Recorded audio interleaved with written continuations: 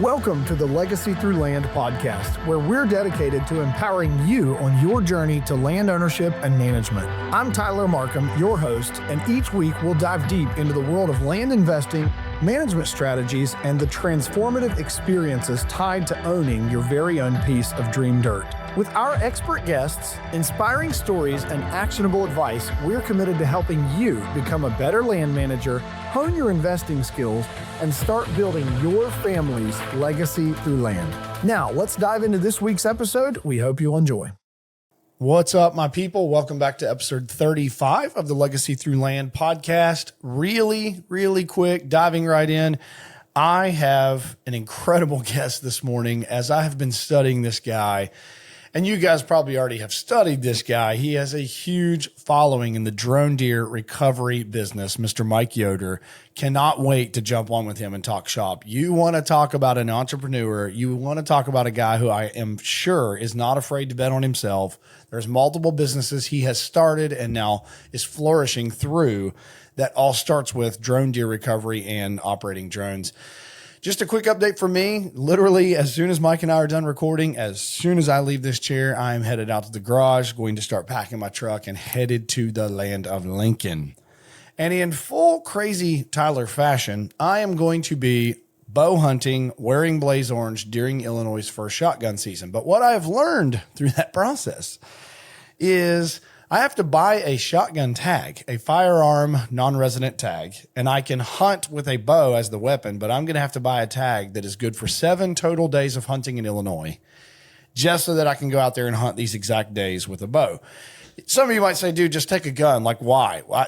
I just love to bow hunt, and all of our stands are really set up for bow hunting. And I think with guys being in the woods and this block of woods that I'm going to hunt on this farm we're on, these deer really have no choice but to stay in this block of woods or go full crazy and leave it. I just think I'll have just as good of opportunities with my bow. We'll find out how that goes, but I'm headed to Illinois right after this. So I've got my blaze orange down here in the floor and got all my stuff ready to start packing. I'm going to take a tractor with me and move one of my redneck blinds. I'm going to mow some standing corn that we bought from the farmer, move some cameras, just all of that stuff. But really, I'm planning to spend 2 full days, daylight to dark, at least 3 if I have to, out there to try and get one of these deer killed. We have got couple deer that are really just teasing me. And a couple of them were at scrapes at 4 o'clock in the afternoon yesterday, just wearing it out. So we're going to get back after it out there in Illinois, but I just cannot wait to jump right in. So we're going to take no more time getting into today's episode. Welcome Mike Yoder with Drone Deer Recovery to the Legacy Through Land podcast. All right, as I promised you guys, I don't know that I'll ever not be excited about a guest. I think if I'm not excited about a guest, we're not bringing them on. But today is without question. Even before we started recording, I'm like, let's go. Mike has me fully fired up. I'm already profusely sweating. 2 cups of coffee in. Mike, thank you for being on here during probably easily the busiest time of your year. Yep, no problem. Thanks for having me. If you have 2 cups of coffee, you handle coffee much better than I do, dude. If I get about 3/4 cup in me before, anything else, I am shaking like crazy. So. Well, I think if you'd ask my peers and my constituents, they would probably rather me not have, because this is my not sponsored by Cabela's, everybody, but if you want to yell at them, we'd love to have. But this is my 2.5 cups. So Jeez. I'd be. Usually I can make algorithms at this point. Like I can just, I see like yesterday, tomorrow, at this point. Nice. So yeah, so we're going to do our best, but here's what I already know about Mike. And I've already introed this. If you guys spent time or you already know who Mike is because he's built a huge following, shame on me that I didn't already know how famous Mike is. I started watching his stuff a couple days ago and it's like, whoa, dude, this guy is the bee's knees. And he has been very intentional with building a brand while building his business. So Mike, we're just probably going to go everywhere. I printed out some questions to kind of keep you and I going, but I can already tell we're both going to just feed off each other. Yeah. Who in the world is Mike, and how do we get to a business that starts in 2022? Well, Mike Yoder, I'm ex-Amish. I don't know if that gave it away or not, but the electric and the lights, I kind of figured you got, you got electricity, video equipment. Yeah. That was going to be one of my questions, though. Well, that used to be a question. Like, you had that last name, Yoder, and people are like, you Amish? I'm like, no, I'm the only one that's not in my family, but we're all good. So let's just get that right out of the way. We're all good. I need you to answer a few questions in some Pennsylvania Dutch just to keep everything going good. Can you do that? Yeah, let's try it. I don't know how I can't. I'm not going to know what you said. Just ask me a question. All right. So what made you jump into the thermal drone deer recovery gig? Okay, and so I'm going to respond in Pennsylvania Dutch. Wel, skrev vi das. Ich habe ein Traum gehabt. Ich will etwas schön sturen und God hat mir ein Vision gegeben von drones used for Google for hash. So I will translate that. So it's like this. So actually, it goes like this. I had a dream that the Lord, basically I'm an entrepreneur. You had said that before we really got into this. I had a tree service company and I screwed up my back.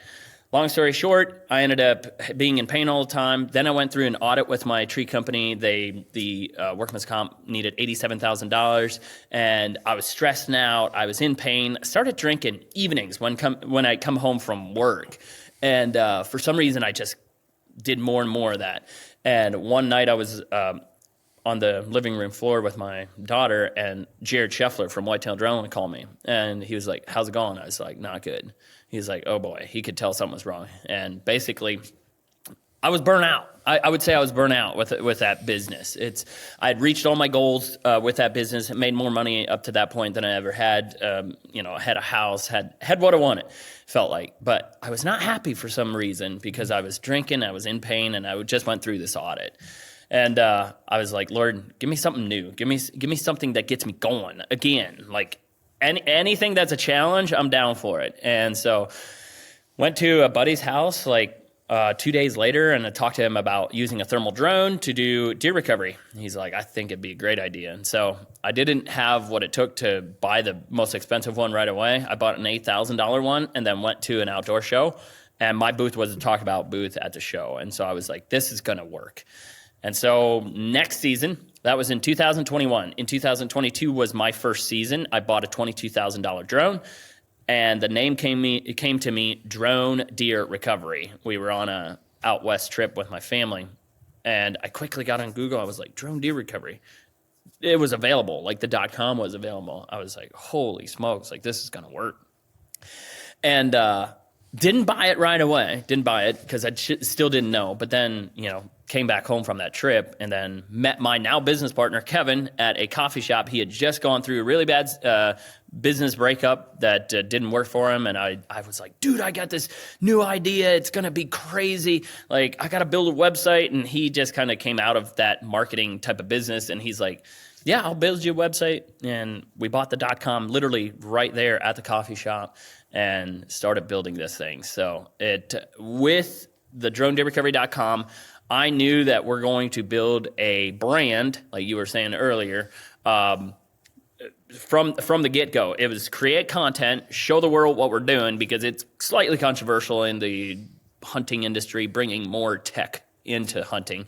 But I didn't care. I was like, it's for a good thing. Put it in the right hands, and it's going to be crazy. And literally, it's been wild ever since. Dude, I had to do my best not to stop you because I wanted to like shout, "Let's go" in there like every five.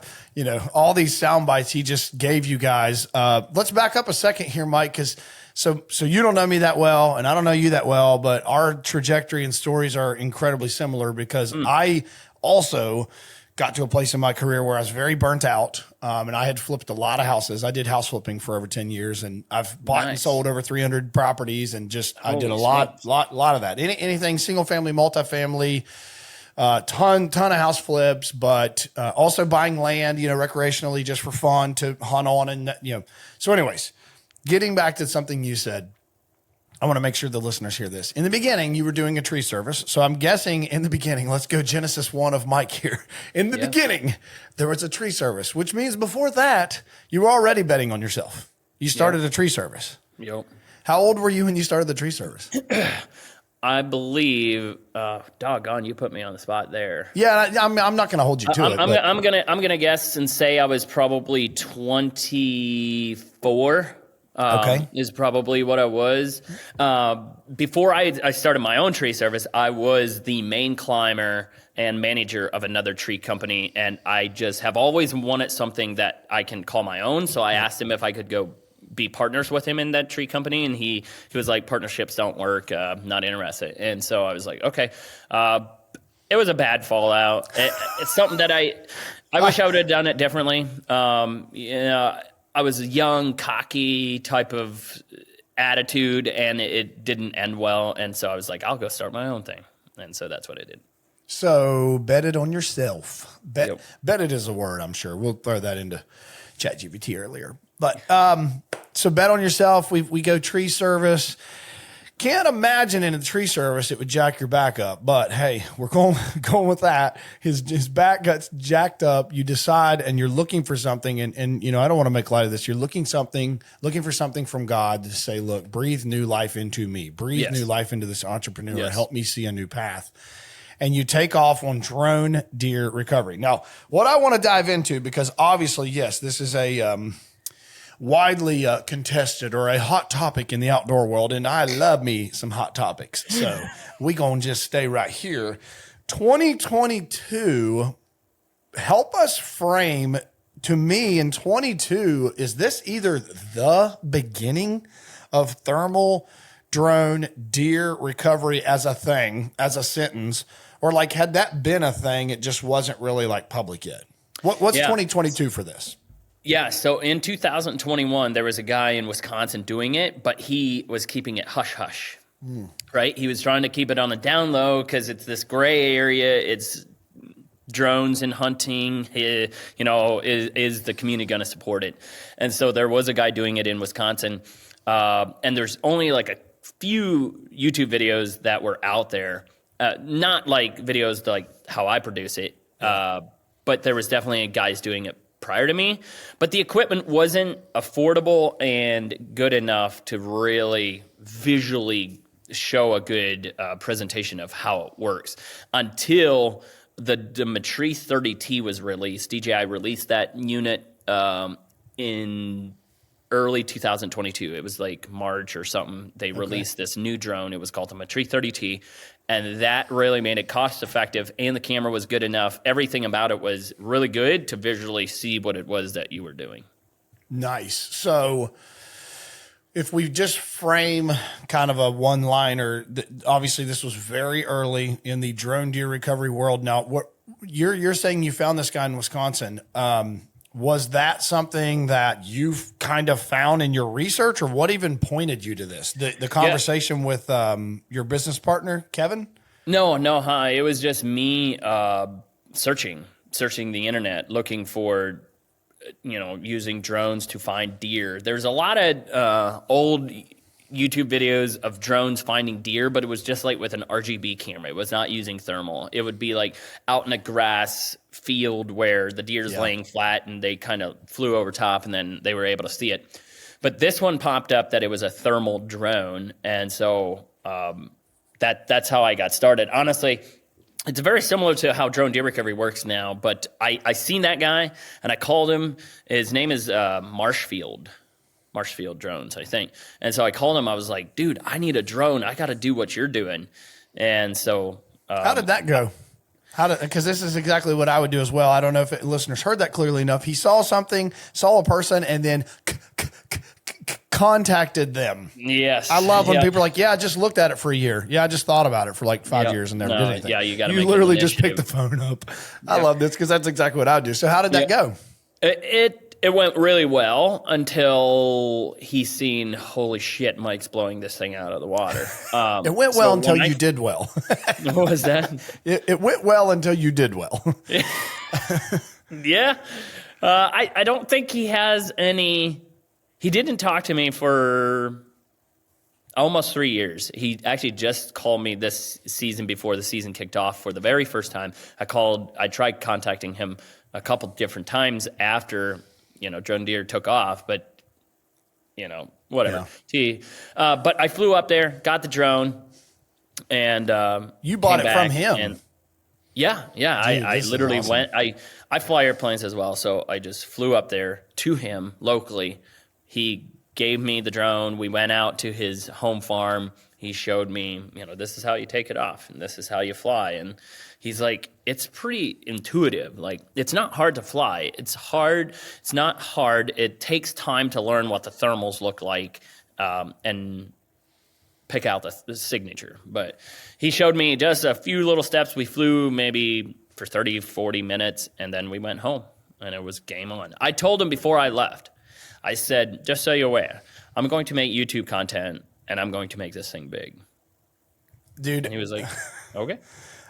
I wish so I did this exact same thing when I got into house flipping. I did this exact same thing. Took a guy to lunch who was like one of the players, and I was just like, dude, I'm going to do this. And it's so funny. Like, if you would talk to him today, now we're still very good friends, but he was like, I left that lunch kind of knowing you were going to do this. Like, and it was very clear, and it's been very clear, and it's vividly clear now. And it was kind of like you kind of like got salty after a while, but we never looked at it as competition. But it's just so funny you said that, because I was the exact same way. I was like, dude, I'm not going to try to step on you, but I'm gonna have a big footprint. Yeah, like, that's the thing with him in Wisconsin is, I respect him for what he had, and he still does this, but bet your bottom dollar he has competition like nobody's business now. From your ripple effect. Yeah, it's like Wisconsin's number 2 state for me in selling drones, and also number 2 states for generating leads for thermal drone pilots. Wow. Yeah. Jeez. We have so much to cover here. This is awesome. So how many recoveries do you think and we're just going to jump around here, but in your own business, how many recoveries do you think you're doing if you track this? How many are you doing in a year or whatever you would measure that with? So I was talking to my wife about that the other day. So year 1, I did about 115. And then year 2, I had multiple pilots operating out of my same office. So I would just dish out, leads. I think year 2, if I remember correctly, I dished out probably between 200 and maybe 250 total calls. I didn't do all of them myself. But then year 3, I seen a big change in not doing nearly as many myself, hearing of other people doing it. Somewhere here we got to pick up that drone de-recovery went from just being a service to actually being a drone retailer. Because we're going to get there, baby. Yeah. I'm one of your next customers. The service side of things, I see it slowing down. I feel it slowing down for me personally getting the calls, because there's just, I'm serious, truckloads of drones have gone out the door. Yeah, and so for sure. Yeah. About everybody knows somebody that has a thermal drone. Yeah. Yeah. I was going to ask this because it has seemed like it has been the first iPhone of phone technology in 2007. It's like now thermal drones have been a big push. So I want to get to that on kind of how have you been able to, obviously you've repositioned and you've established yourself and positioned yourself, let's say, in the market space to be a big part of the market space. So that number, that's amazing. Year 1 would have been 22. You said like 100, 115. Year 2 would have been 23. And that would have been strictly service and creating YouTube content. We had no retail business figured out yet at that point. But with that first season, so I posted my first video, I think it was October 9th of 2022. And by December, roughly, I think it was between 3 and 6 million views in like 3 to 4 months, something like that. And so what happened is all these people were seeing this new tech and they were reaching out to us, Drone Day Recovery. Hey, where do I buy that drone? I'd like to do the same thing you do. Can you teach me? And, we roll back a little bit.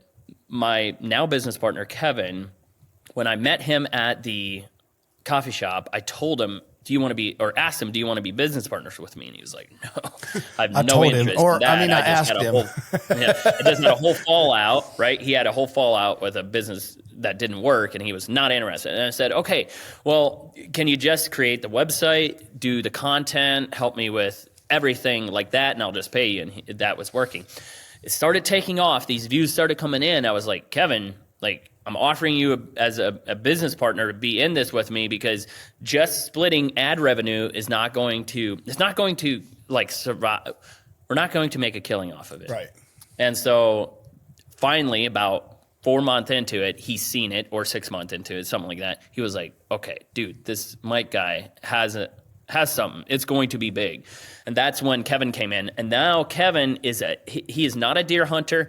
He is a techie guru, systems, content, knows how to put it all together. I'm the character, and he started seeing this like, okay, all these people are reaching out to drone deer recovery. Let's make courses. Let's build a course, teach people how to do a drone deer recovery business.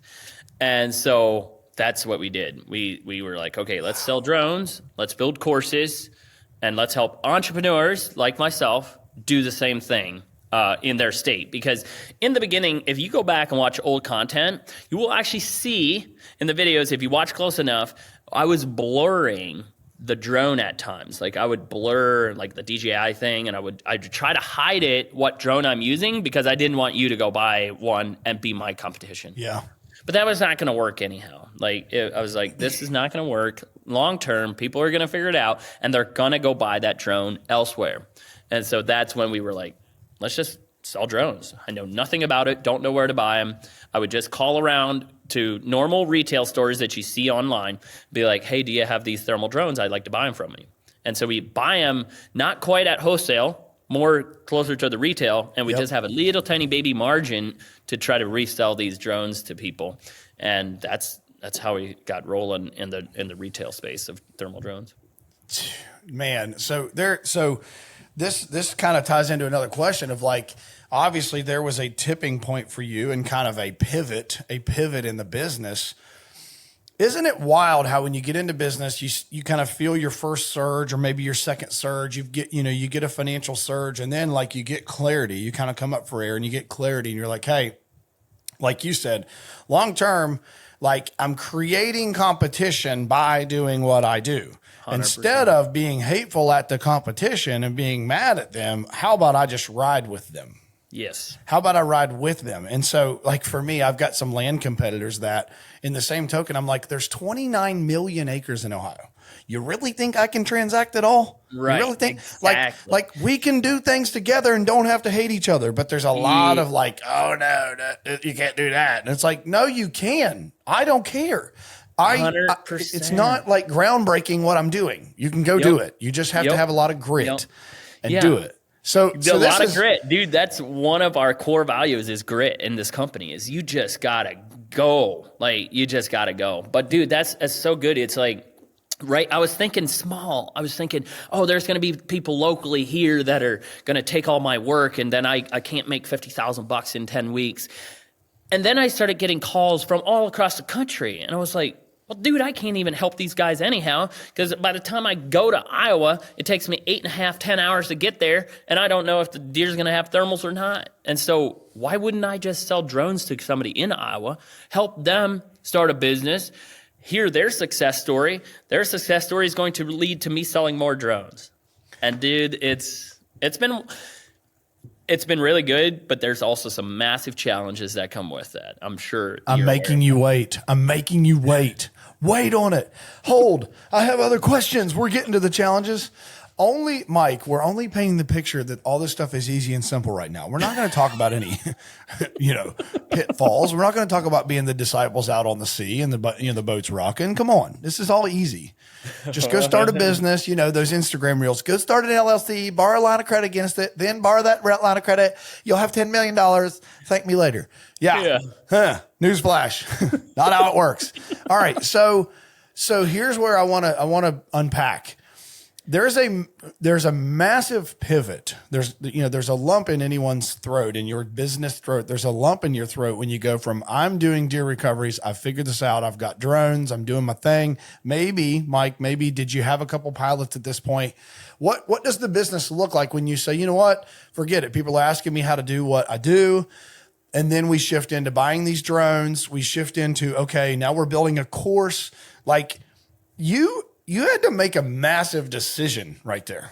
Because like you're operating in like, I am an operator and then I am in retail sales. Like that is I am a consumer and I am a, what do you call it? A retail seller. Yeah. You know what I mean? Like that, or prosumer. Dude, it was huge because it was going from being a service provider, which is me, myself, and just my marketing team, helping create content, to how do you do retail? I know nothing about it. Yep. But one thing I do know, that it doesn't matter what you are, a service business or a retail, you better provide customer service. But what I didn't realize is when you sell a product, customer service goes through the roof. Like when I go do a service, it's like, hey, let's go back to the trees. Hey, this one branch, you didn't trim this off. Can you come cut it off? And it's like, yeah, I'll come out there and cut it off. No problem. But when you sell somebody something that is over $10,000, they expect it to work and they want it to work every time. And then when they call you, they expect you to pick up the phone and fix the problem now. And I was like, started selling these drones. I was like, holy smokes, like, who's going to pick up these calls? Like, I'm trying to do it while I'm doing deer recoveries. Now I'm getting frustrated because I can't do the service anymore. I'm trying to take care of the customers, and I should take care of them because they gave me their money and I sent them my product. But going from being a service to a retail, huge. Just like, had no clue what I was doing. Like, but we built a team as fast as we could with the growth that we had. That has been one of the biggest challenges, is just building fast enough. So no one ever asks you this, Mike, and maybe they do. Pretend they don't. I think I'm cool here. I want you to just think of sitting back in your chair, relax your brain, and I want you to deep dive into, what did your team look like in the days before the pivot of we're going to sell drones? Okay, what was the team size? What did you have? Truly, have fun with this. We have no timetable here. This is when someone peels back the layers of, what does your engine in this business look like as a service provider? Now, then I want to hear, and let's just stay there for a second. I'll ask the second part here in a second, which is, what's the team look like now? But what did the team look like before the pivot into retail sales? Yeah. So the team was myself and my wife, Karen. She did the book work so basically I had Google Notes on my phone that the calls that I was taking, I would put their name, the address, and how much they paid. And then I bring the checks or the cash home to Karen. I was like, here's the money from doing the deer recoveries. And then she put it in the book. So it was literally just myself collecting the payment, bringing it home, and Karen would, record it, what I done. Essentially one-man band. Yep. Hold up. Back up. First out.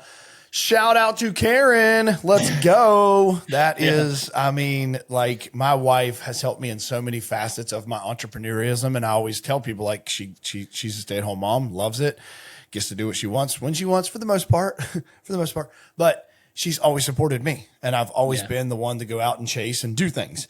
Yeah. So it's, again, common denominator, great spouse, great, marriage. She's helping you. You're saying one-man band. You're beating up the streets. I'm guessing you have one drone, two drones, a bunch of batteries. One drone. Yep, one drone and a Ford Focus. That's literally all I had. Yep. Let's go. Ford Focus. Dude, Shout out to Ford Focuses. I used my dad's Tundra to take the first pictures because I didn't have a good-looking truck. So I stuck this magnet thing. I think it got maybe like at Vistaprint or something. I just stuck a magnet on the side of the truck to take some cool, service photos or whatever. So you figured it out. Continual figuring it out. All right. One-man band. You have this pivot. Well, and I guess we're saying one-man band, but at that point you're saying maybe Kevin was just doing content creation for you. Yes. Because, I did have some money to invest in this. So I had my tree company. And so I had $22,000 in my drone, and I was like, I'm spending another $10,000 in creating content and building the website. And so I had about that $10,000 that I was paying either between editors, Kevin, building the website, and that type of stuff. But he wasn't really part of the business. I was hiring them. He was a subcontractor at that point. Yep. So did he have the editors? They were south of him in the organization chart? Yes. Okay. And then, all right. So all right, we decide to pivot. And it's like, holy Snapchat, we're going to do this. By the way, do you have this moment with Karen where you're like, hey, this is what I'm seeing. This is kind of what I think.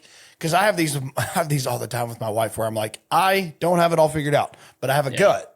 Yeah. And I only need 2% data as an entrepreneur. I'm not that smart. I just only need 2% that tells me it's a good idea. And then I'll just do it. And I'll just figure it out until I don't. And so what's that like for you? And did you talk to Karen about it? Yeah. So like I said, that first season it was like 10 weeks, I made $50,000 and I was like, holy smokes. Like in the service side, maybe if I hit it even harder, I could do $100,000 next season.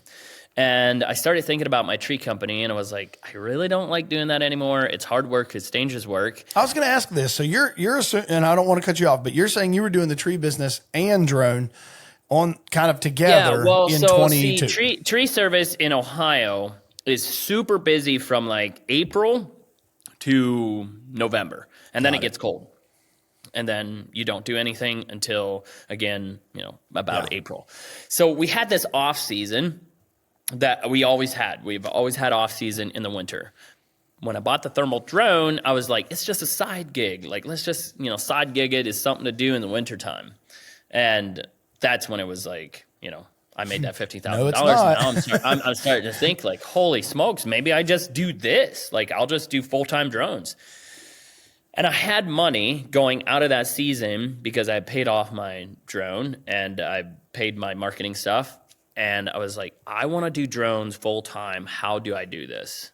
And that's where I was like, I started talking to Kevin about maybe we have a bigger business. Like, let's not just do the service. Let's do ad revenue, obviously. But for the record, YouTube ad revenue on my size, polling anywhere from 20 to 100,000 views at times, doesn't pay that well. It pays about $30,000 a year, and that's just enough to cover my editing team now. But what YouTube does for me is sell a lot of equipment. It's completely changed my life. But so we had that little bit of money, and I was telling Kevin still at that point, it was like, let's sell drones, build some courses, not knowing that there's this other drone business that we could do in the summer. It's spray drones, using drones to spray crop fields. And so I was like, let's buy a spray drone. Let's learn how to do this and do this whole thing over again, just like we did with drone debris recovery, like where people reach out to us. And so what does the team look like now when you start to pivot into the retail sales and now you're going, because it sounds like we're pivoting into retail sales and services. But imagine retail sales is still just me and Kevin. Like we're just in this shop that I'm in now. It was just like a little side, like we just get like 5 drones and then we have like 5 drones here. And we're like, how long is it going to take us to sell 5 drones? And we don't know. And to buy those 5 drones cost us probably $40,000. And I was like, oh, geez, like, I don't know what to do. Like, we have hardly any money, literally no money, but we're trying to sell these drones. And those 5 sell. And then we're like, well, we can get 8. And then we get 8, and then those sell. And then it just snowballs. Like, that's awesome. At some point, I don't know. What's the team look like today? Ask me at some point, like, what's that? What's the team look like today? If you just kind of work through what it looks like today, then we can obviously build that backwards. What's your team size today? What's it take to do right now? I think they just hired another person, so I think we're sitting right at 25 people working for drone debris recovery. And when you say that, that's break these down. Is that pilots and? So I'm going to break it down. 6 of those people are full-time editors, but not on a W-2. So they're contractors. 1099. Yep. But then all the rest are W-2 workers. So a lot of them. Are these editors VA? Are they overseas or are they US? Yep. Okay. Yep. Overseas. Yep. So we have 18 people that work at headquarters, just 4 miles north of where I'm at right now. And that's service technicians. So we work a lot on spray drones, and we got to get into that because that's a really big part of our business. But so we have 3 people that work full-time on drones, like repairing drones, servicing drones, that type of stuff. Then I have a full-time camera guy as well. that just shoots content for me. I have a lady that does all the scheduling of content. So we will have meetings on this content needs to go out. We need to do this many pieces of content each week. My wife is my assistant now, as well as the office manager and events coordinator. Kevin is the CEO of the company. I have my cousin Jason. He is head of research and development. We have 2 full-time sales people. There's just strictly answering the phone and selling equipment. We have the sales director, so he oversees the sales team. And then we have sales director assistant, and we have drone deer recovery, customer, what would her title be? She basically picks up the phone, and if it's a simple sale, she'll just send them right to the website, purchase it on there. Doggone it. Oh, dude, I know this is tough just to kind of think through it. Yeah, no, I don't, yeah, it's a big team. Okay, so we have a procurement manager. So the CEO, Kevin, and her talk about product, how much more product to order, how much to have in stock, where the limit comes, and then an automatic reorder happens. Then we have a lady that does regulations. On the agricultural side, there's a lot of regulations and red tape that you got to go through. We have a lady that's full-time, just does regulations for people. And then we have 2 ladies that do full-time shipping. Every day, they just pack up orders and ship them out. I think that's basically it. That's a lot, man. That's a lot. Dude, hey, it's do this for me real quick. Are you right-handed or left-handed? Right. Pat yourself on the back with your right hand. Dude. I appreciate that. So here's the thing, because you went spiritual early, and I'm going to go spiritual again with you. I hope this hits you like it has hit me. Mike, I heard a guy say one time, some big business entrepreneur that I looked up to at that week. He said, I vividly believe that if I don't go chase the things that God puts on my heart, or I don't go chase the visions or chase the business, endeavors that I go and chase, that there are people who are praying for blessings to be unlocked in their life and opportunities to be unlocked in their life, that if I don't go and create and chase, their blessing and opportunity will never come. Yeah. And for me, for you, listen to the staff you've built, the lives you're impacting because of a dream and a vision and a chase. Yeah. No, dude, it's so true. I'm going to circle back. Do you remember when I said that I went through an audit? I went through an audit, and that audit almost broke me. It was $87,000, and when the auditor hung up on the phone, he was like, right, he just has a job to do. But he's like, Mike, I hope you're able to keep the door open. Goodbye. Like, because he knew it's going to be, like, we're either going to make it or we're going to shut the door. And it was a real question that we had in that business is like, do we want to shut down, or do we want to not pay ourselves for a few months and pay this bill in full? Because they said you can't make payments. If you make payments, it's high interest, and then you can hardly ever get out. This is a sidebar, Mike, but did you ever consider hiring an attorney for that? No, I didn't have that much money to do that at the time. I get it. I do. Let me tell you why the audit happened, and then it might, and I'll tell any entrepreneur that's listening to me right now, there was no way out of this.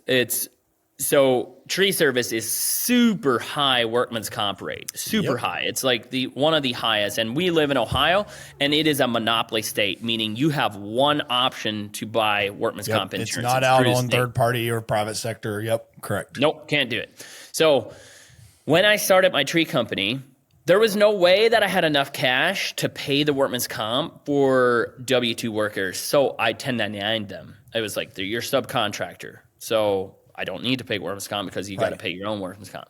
Well, I'm just telling you, that doesn't hold up when you go through an audit. Basically, say it again, Mike. Been through this myself. Say it again for the people in the back. I always love the entrepreneurs, and please, we're not busting your chops if this is you, but if you have 17 people in your business on 1099, just guess what? Yeah. It will only work for so long. Yep. Until something bad happens and you go through an audit.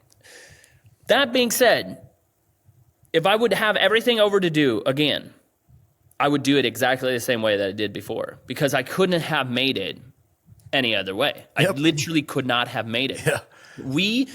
Our workman's comp was 60 cents on the dollar, I believe. I mean, just out of control. Like, for every dollar I paid them, like this the W-2 worker, I'd have to pay 60 cents to the state. Stupid. Yep. But what happened is, it's unfortunate. Somebody locally here got killed on a tree service job. There was a rope that was fed into a chipper. It ran, and it spooled it up. The rope whipped around a tree and tore the guy's face all apart. That sparked the audit. And it wasn't your crew. Wasn't your crew, or it was? Okay. No. It was somebody else here locally. It sparked an audit, and everybody in that radius, from what I don't know what the radius was, but every tree company got audited to make sure that they're paying their workman's comp. I don't know, it was a way to get their money back from paying this claim or something, but I've talked to multiple different tree companies in our area, and they all went through the same thing. So that being said, I'm dealing with this audit. Yep. I'm dealing with this drinking thing. I share at my church what I'm going through, and I'm like, in our church, we share whatever. Like, it's. Are you, Mike? And you said talk money at our church. I don't care, right? No, I love this. Are you Mennonite, or are you? Because you said I would say I'm a non-denomination. I follow Christ as closely as I can. Amen. I was just purely interested because I didn't know if this was a Mennonite church that you go to. I'm non-denomination too. So so no, I don't know that this would have flown at the Mennonite church. But I shared at church, I was like, what I'm going through, and this is bad. Like, I might have to shut my business down. I would just I'd like prayer if you guys want to. Yeah. And that day, and I got to find this footage somewhere. They prayed that, this money that this state's taking, that it would be given back. And one guy said that it would be given back tenfold. Yep. Mm-hmm. I was like, yeah, right. That'd be awesome, right? Yep. 87,000 times 10. Doesn't that make like $870,000? That seems like a long shot right now, but let's just say that it was tenfold times tenfold, because it's been absolutely insane. Yep. Amen. Amen. Well, and we are really into the weeds, but Mike, I can tell you, we are. Let me give you some solace here. I have intimately gone through an audit for workman's comp as well, and that's why I asked you if you. No way. Oh yeah, yeah. In the house, so in the house flip world, just for everybody that thinks house flipping is where I should have stayed. When you have subcontractors who do your work, general contractors, and you sub everything, because I was not a GC, I sub everything, right, Mike? Well, guess what? If you don't have copies of their workman's comp and their workers' compensation, and you don't have everything on file, and you don't have their general liability insurance, guess what? It falls up to you. And in West Virginia, that we were doing most of our work, they were our employee. They were under our exposure, and I had a workers' compensation audit, and it was $27,000 audit. But Mike, what I did, this is super deep strategy for everybody. So write this one down. I told him to go pound sand. And then I also showed and proved and showed through the West Virginia state law. We are way down in it, but I want this here. I showed and proved in a West Virginia state law that this has been many moons ago, so this is a little fuzzy, but I proved that if I was how was this? Basically, if I was not a general contractor myself, and I did none of the work myself, and I wasn't involved in any of the work myself, and that we paid licensed insured contractors, that the liability and the risk would stay on them. And they called me a GC by default in the insurance audit, and I said, I'm not a GC, and I am not licensed, I am nothing, I am zero any of this. So, kind of long story short, I did get an attorney involved who loves to sue insurance. And at this point, it was Brick Street Insurance. Now it's called Encova. But Brick Street, once they found out that I had hired Brent Kesner, who they have paid millions of dollars to, it was magic, Mike. I never got another phone call. And so I'm only telling you, believe me, I understand what he's talking about, because The reality for the insurance company, let's play devil's advocate, is the risk exposure for them, like he's saying, for having someone in such a dangerous environment is incredibly high. But here's the part that I kept telling them, Mike, was you've done an audit, you're doing an audit on me, and I've had no claims. Like you had, right? No claims. I said, I've had no claims. You've been at no exposure to me. So you're trying to charge me for and they'll say it doesn't matter. This is all about risk exposure. But insurance people, and we'll get back on track here. We'll fly back on track here in a second. Just want this on the record that insurance, and I love all my insurance friends, but insurance is a ginormous scam. Okay. Yeah, just it is. It's a ginormous scam. Fear mongering. Man, you started this, Mike. You got no, it's good. I think there's probably somebody listening that might be going through something very, very just don't be similar afraid to this. Them. And that's it. Don't be afraid just of sharing. Them. The problem with Ohio is I was going to fight the state. Oh, I know. The state has almost unlimited resources. 100%. And I was like, the heck with this. Yep. And the only thing in hindsight 2020, the only thing that I'm wondering could have been done, if it could have been done at all, is if an attorney had gotten involved, then I know you would have had to pay them. But the way attorneys work in these things is if they could reduce this down, the fee that they could reduce this down could be inside of what you're paying. So I'm just only wondering if there could have been some kind of a settlement. Maybe. Yeah, if I would have had more funds, I would have probably tried it. Sure, 100%. Let's just say we're probably in that position now. We just have a lot more funds. And it's pretty crazy to think that when you get to a certain size of company, you just figure in your budget that there's going to be attorney fees for 100%. Whatever reason. 100%. And Mike, I'm going to put this on the record so you can feel better. I am currently being sued. I'm always being sued. This is from a house flip thing. So, anytime we did a lot of houses with structural repairs where we had to do structural work, and we would hire a structural engineer who would go in and sign off on the work and tell us what to do. We'd hire a licensed and insured company that only did foundation repair to do the work. They would give a lifetime warranty. That was transferable, like every box you can check, right? Yep. Well, when you do work like that, it doesn't matter, everyone, just so you can, the buzzword of I'm getting sued. It doesn't matter. You will get sued. And that's what happened. That's the thing. Here in the States, you literally can sue for anything. And it sucks, dude. It sucks. And here's the best part. The people, I don't think I've said enough for this to be confidential, but this guy that's suing us that bought the house from us is an attorney himself. So do that math. Right. And he's self-representing. It's just been a ginormous. So anyway, guess what, everybody? Insurance picked up, because I have thousands and thousands and thousands of dollars of insurance coverage. They picked up the coverage for this chaos. So I just basically get to go, peace. Yep. But he knew that. That's why he sued me. He knew he just wants insurance money. You know what I mean? He knew. He knew it. So it's just one of these, hey man, you're a house flipper, you're a big shot, so I'm just going to sue you because I'm an attorney and I can. You know what I mean? Like the only point I'm trying to make for all of everybody listening here, what's the point? Don't be scared of this stuff. In business, you've got to be able to withstand these storms. Yeah. Mike did. Like, dude, talk about the valley you were in. Mike withstood the storm. There's learning lessons from all of it. I've had them as well. There's tons of learning lessons. All right, we got to keep going. We're having too much fun here. I cannot wait to hear about AgriGrow or ag spraying and whatever else you want to call this.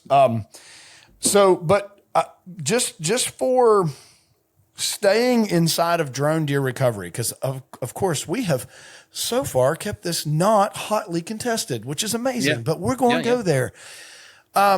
Mike, I'm going to make up the rhetoric that we've heard lately. And I'm actively don't know what side of the fence I'm on, because, by the way, everybody, just full transparency, Mike, I'm coming to you next and I'm buying a thermal drone, and we're going to do the whole thing. I don't want to have a business, by the way.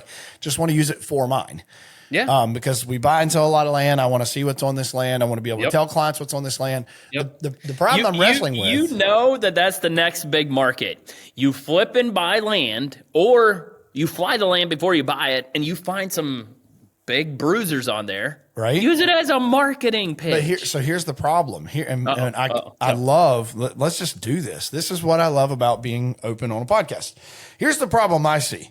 And if you're a listener and you want to go buy land, this is a question I get a lot. And I promise we're going to go back into what's hotly contested here. But I get the question, hey man, what deer do you have on the farm? Hey man, what deer on that property? Hey man, you got any big bucks? And it's like, do you know how hard it is to buy a piece of land, set it up, build the long-term traps that we do, make the land improved for hunting, create the elite, hunting experiences, create ideal access, create water holes, food plots, blinds, feeders, stands, gates, gravel, culverts, do all this work that we do.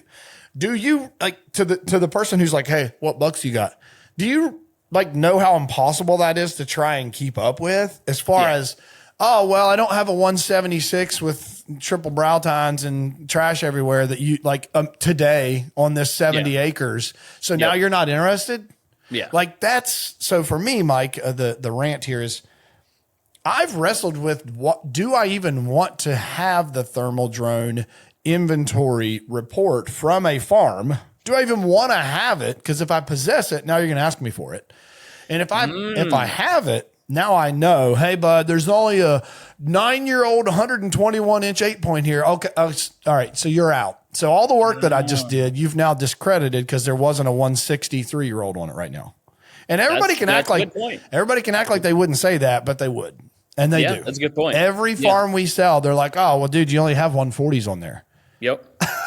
Dude, no, that's a valid point. Like, once they know that you have it, they're going to want you to use it so they know if they want to buy it. And that's actually a good point, because I was doing some herd census stuff for guys locally here that do land flips, and he hired me to do a big tract that he was going to sell. And I started counting the deer, and I was like, calling him back, I was like, I don't know that this is going to be a good report for you. We should probably just stop, because that's it. 100%. Yeah, because it's going to be, it can literally go one way or the other. 100%. And so for me, it's like, I guess for a listener, I want you guys actually to comment. Like if we got this on YouTube, comment, go over to Mike's page. Let's talk more about this, because to me, I have so many, like, by the way, Mike, I have a lot of farms in Southeastern Ohio. Well, it's been absolutely smoked with the HD, right? Yep. So you're going to go run your drone right now, and we're going to pose a hypothetical that on 200 acres, there's 20 deer, right? And okay.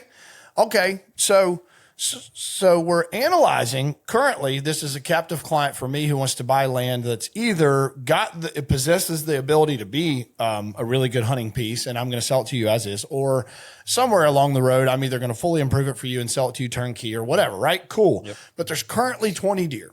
Like, how much weight are you putting in that?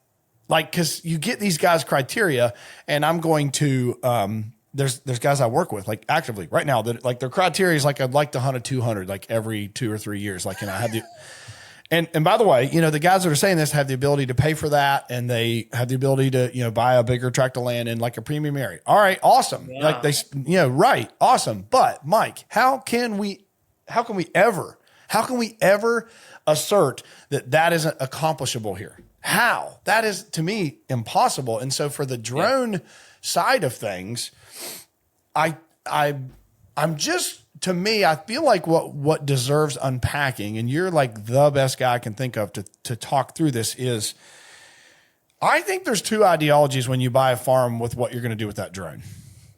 There's the ideology of like, sure, it would be awesome if there was a really big buck on it right now. It would be awesome. But we could bring countless land consultants on here and have them say, look, when we set up a farm for elite hunting experiences and we make these improvements and we do all this stuff, like, it's just icing if there's already a really big buck there. Yep. What we're doing causes a mature deer who could happen to make the big buck mark for you, causes that mature deer to live there. Yeah. You're asking me right now if he lives there right now. It's like, it's counterintuitive to what we're doing. I can't, you know what I'm saying? So it's like, all right. No, this is good. Yeah. I mean, maybe he is now, but maybe he's not. Let's bring Mike back in a year. So I guess my thought is, or two, or every year, or every 6 months, or whatever, because I think, dude, that's actually a really good study. Like, you could take a survey of a 70 acre piece. I want 10% of the revenue here. Everybody, you heard it first. I said it first. No, I'm saying use your drone that you're going to get from dronedeerrecovery.com. Buy a piece.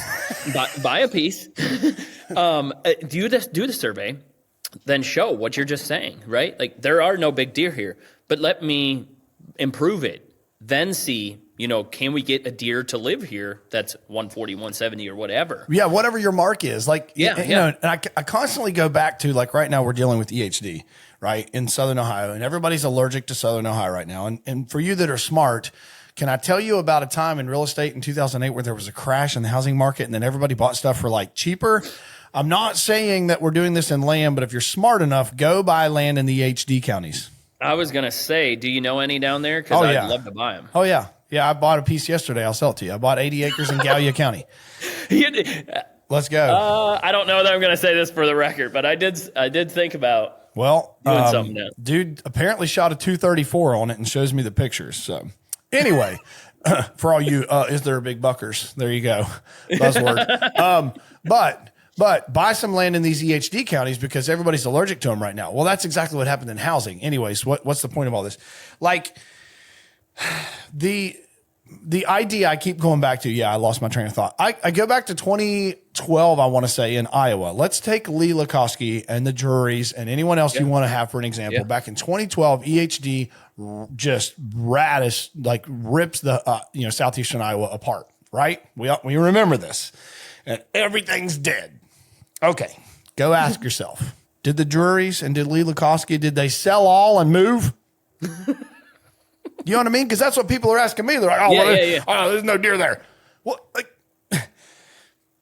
there historically always has been. Like, well, how would you measure a land buy? Why? Okay, we're going to bring Mike Yoder down. He's going to tell you how many deer are here right now. Why? It's only icing to me. Why would you measure that in a buy, in a purchase? Well, the only reason I would measure it is I want to get cheaper land. Sure. Yeah.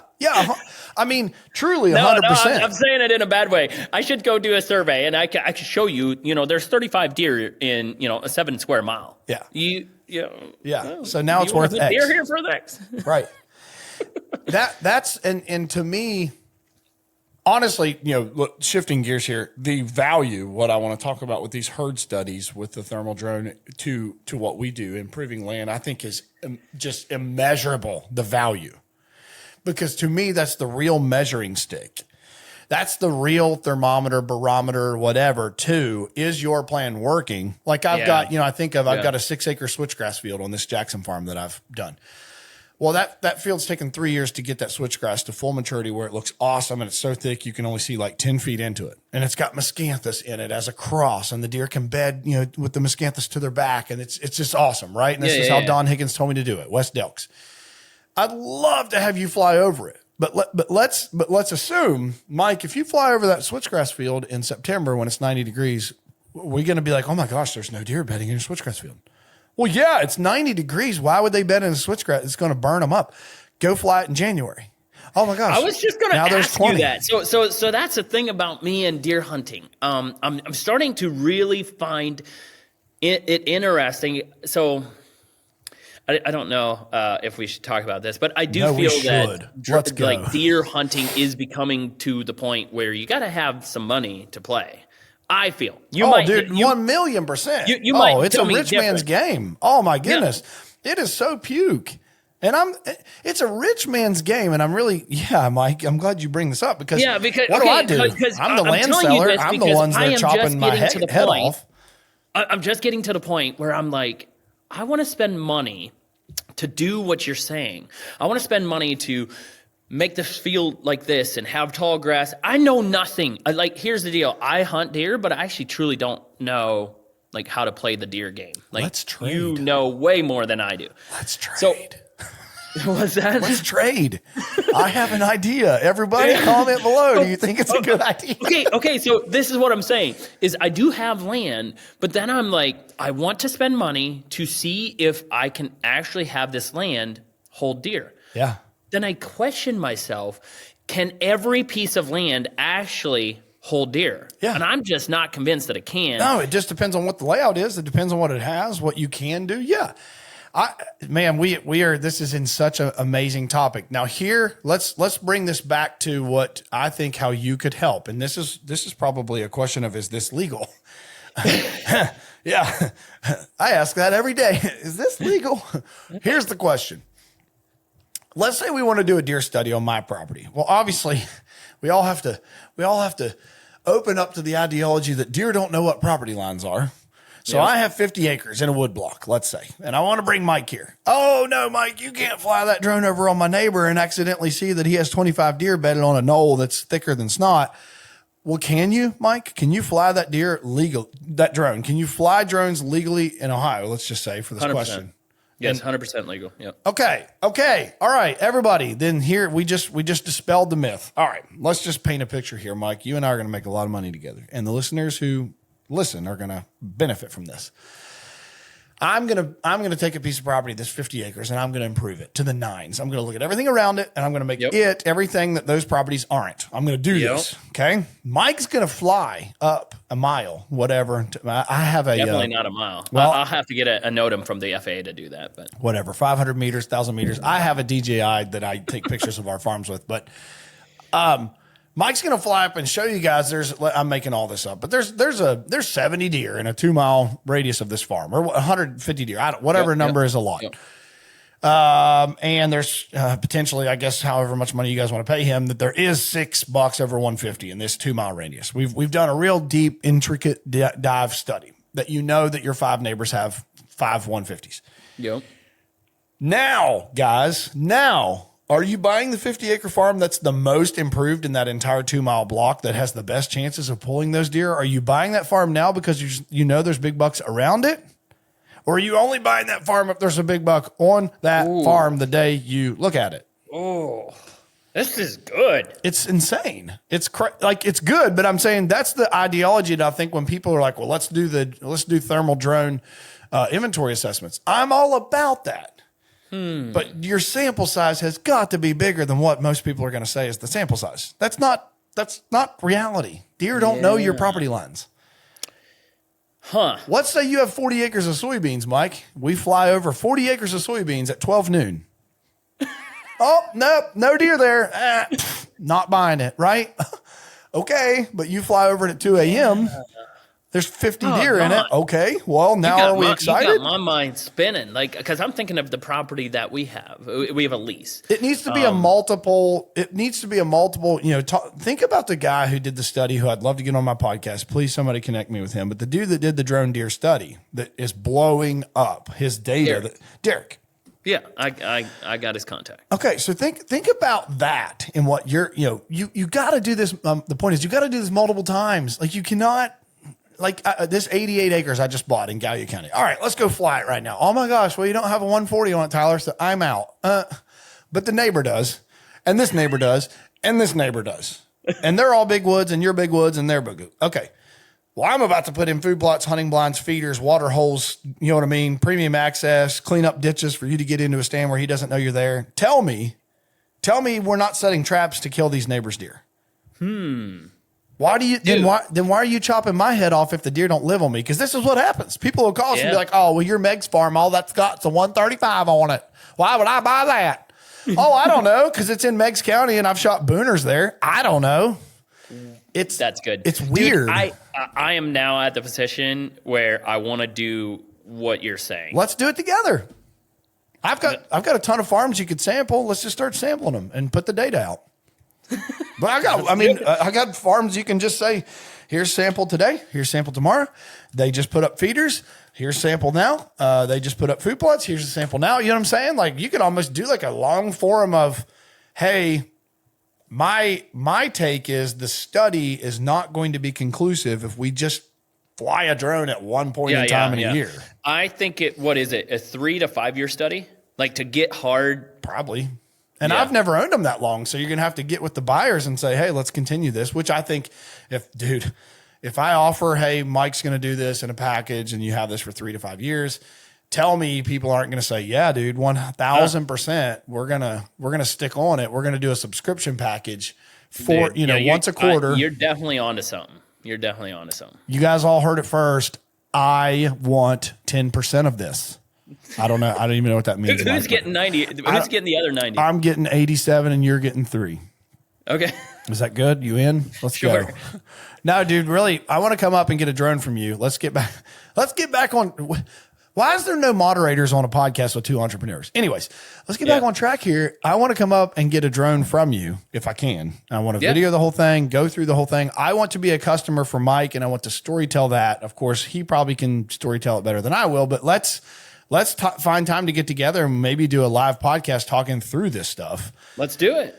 I'm in. I'm 100% in. Everybody just hear me clearly. I'm getting a thermal drone. The part that I want to talk about, Mike, here's where I want to go, is some of this hotly contested, like, and I'm going to ask you, this is going to be a weird question to ask you probably, but are drones good for the hunting, the betterment of hunting, for the long-term future? Like, what's your opinion of where this is going? I can't say this loud enough. Yes, thermal drones are for the betterment of hunting. I am telling you, without a doubt, without being a big old sales pitch, they're like the trail cam, cell cam back in the day. I could not, and it's better because you can do what you just said and have real-time data. You can check without disturbing the farm. Yeah. That's my whole thing. Yeah. Like the other big thing is now people, like, let's say you built this farm, like you did all the work that you just said you're going to do. You shoot a deer and it goes into an area that you'd rather not go into. Using your thermal drone has become more of a tool to learn how to extract the deer than it is to just track the deer. Yep. So literally you figure out where he's at. You know your land better than I do. You're like, okay, he's on this back corner. We can just come up through this, this draw, and then we'll sneak in there and we'll get him from there and we'll pull him out and we'll never disturb the other 140 that's laying on this back. Well, or what's the wind doing tonight? Let's come in upwind. Yeah. Dude, I'm telling you, like, there's outfitters in our area that are utilizing it just like that now.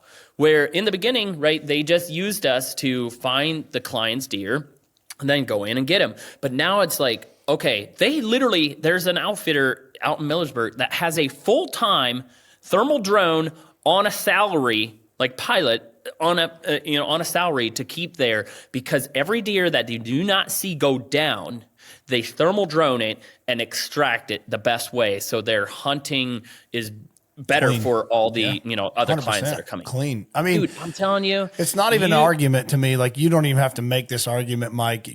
The recovery method from dog versus drone versus person, like the divide on how successful drones are is like so far. It is so far. It's not even measurable.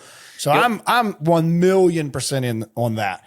Could you talk to us about where you see this going? Because obviously, let's quote some great Morgan Wallenisms here. You're part of the problem. I'm the problem. You're the one, I'm going to play devil's advocate here. You're educating people to buy drones and flood the market and saturate everything and and let's get real serious here and overcharge people. And then they don't answer my call and I don't find my deer and they got it from Drone Deer Recovery and Mike's a bad word and you're part of the problem. So where do you see this going? Dude, you're actually hitting everything. I mean, this is actual true calls and comments and DMs and people. Oh, surely not. Dealing with the public, you get ridicule. Dude, I'm good with it, right? You just me too. I'm like, when people bash me, I'm like, kill, dude. Yeah. So guys started DMing me and we're like, Mike, why would you sell all these thermal drones? You're creating your own competition and now I've competition. Now we can't make money. I don't give a rip. That guy would have bought a thermal drone from somewhere. And I am going to capitalize and I'm going to sell him the thermal drone because he's going to buy it elsewhere. I'm telling you. Yeah. And so I'm not going to stop it. This sucker has started going, and it's literally like a tidal wave. It's still building steam. And so I'm just going to get on top of it and freaking ride this sucker until it, comes down on the other side. Well, and to patronize you for a minute, there's the difference is, all right, he's going to go buy something from somewhere else. He's going to go on YouTube, watch a couple clickbait videos, buy a drone off of Amazon or third-party site. He's going to wing it. Or he can buy from you, get educated, soup to nuts, come through your system and become properly educated. So I'm patronizing you for a second of there's two versions and you've chosen to empower that purchase for that person versus oh yeah, I'm just going to dismiss that somebody's going to buy one anyway, and I'll just let it happen. 100%. And the other thing is, then there's those cheap guys that are like, nope, I learned it from Mike from Drone Deer Recovery, but I'm not supporting that guy. I'm going to buy it from somewhere else. And then they do, and they didn't realize they bought a package that actually didn't have all the batteries, or the charger wasn't right, or the battery cracked. And now they can't get a hold of John Henry that sold it out of his basement because they bought it on eBay. And now they call Drone Deer Recovery and they want customer service. It's like, guys. Like, do you know your numbers in our CRM as a cold lead? Here you are back. It's just like, guys, like, I get it, right? You might think that there's times when I'm on the video, I'm a little cocky, and you're like, I'm not giving Mike my money. He's getting too much from other people. But then yet, when you have an issue with your light because it broke, and you can't get a hold of your guy that sold your drone to you because he does it out of his basement, now you're calling me for a light. It does make me think, like, why didn't you buy from me in the beginning? But anyhow. Yeah, and unfortunately, you've seen and had to harness your own emotions of this is retail sales. Yep. For me, a little bit of this was I had a lot of Airbnbs at one time, and in real estate, people think Airbnb is real estate. It's not. It's hospitality. Mm-hmm. And you see the worst people of all. Like the great people, it's great. It's awesome, great, no problems. And then you have people that smoke weed in your house and throw bags of flour on the floor and literally trash. Like, I can make up all the stories that happened to us. Yep. And then act like it was our fault and punch holes in the wall and tell us their kid was just a little bit too sugary that night and bust photos, and then also skip out and tell us they want a refund because the water wasn't hot enough. And my wife is over here like, I hate people sometimes. Like, I just hate people because we wouldn't do that to someone, but this is what you deal with when you deal with the greater public.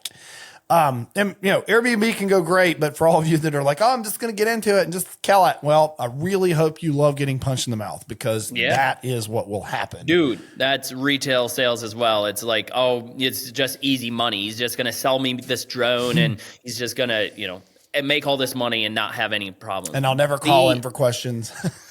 Yeah. Dude. Not reality, huh?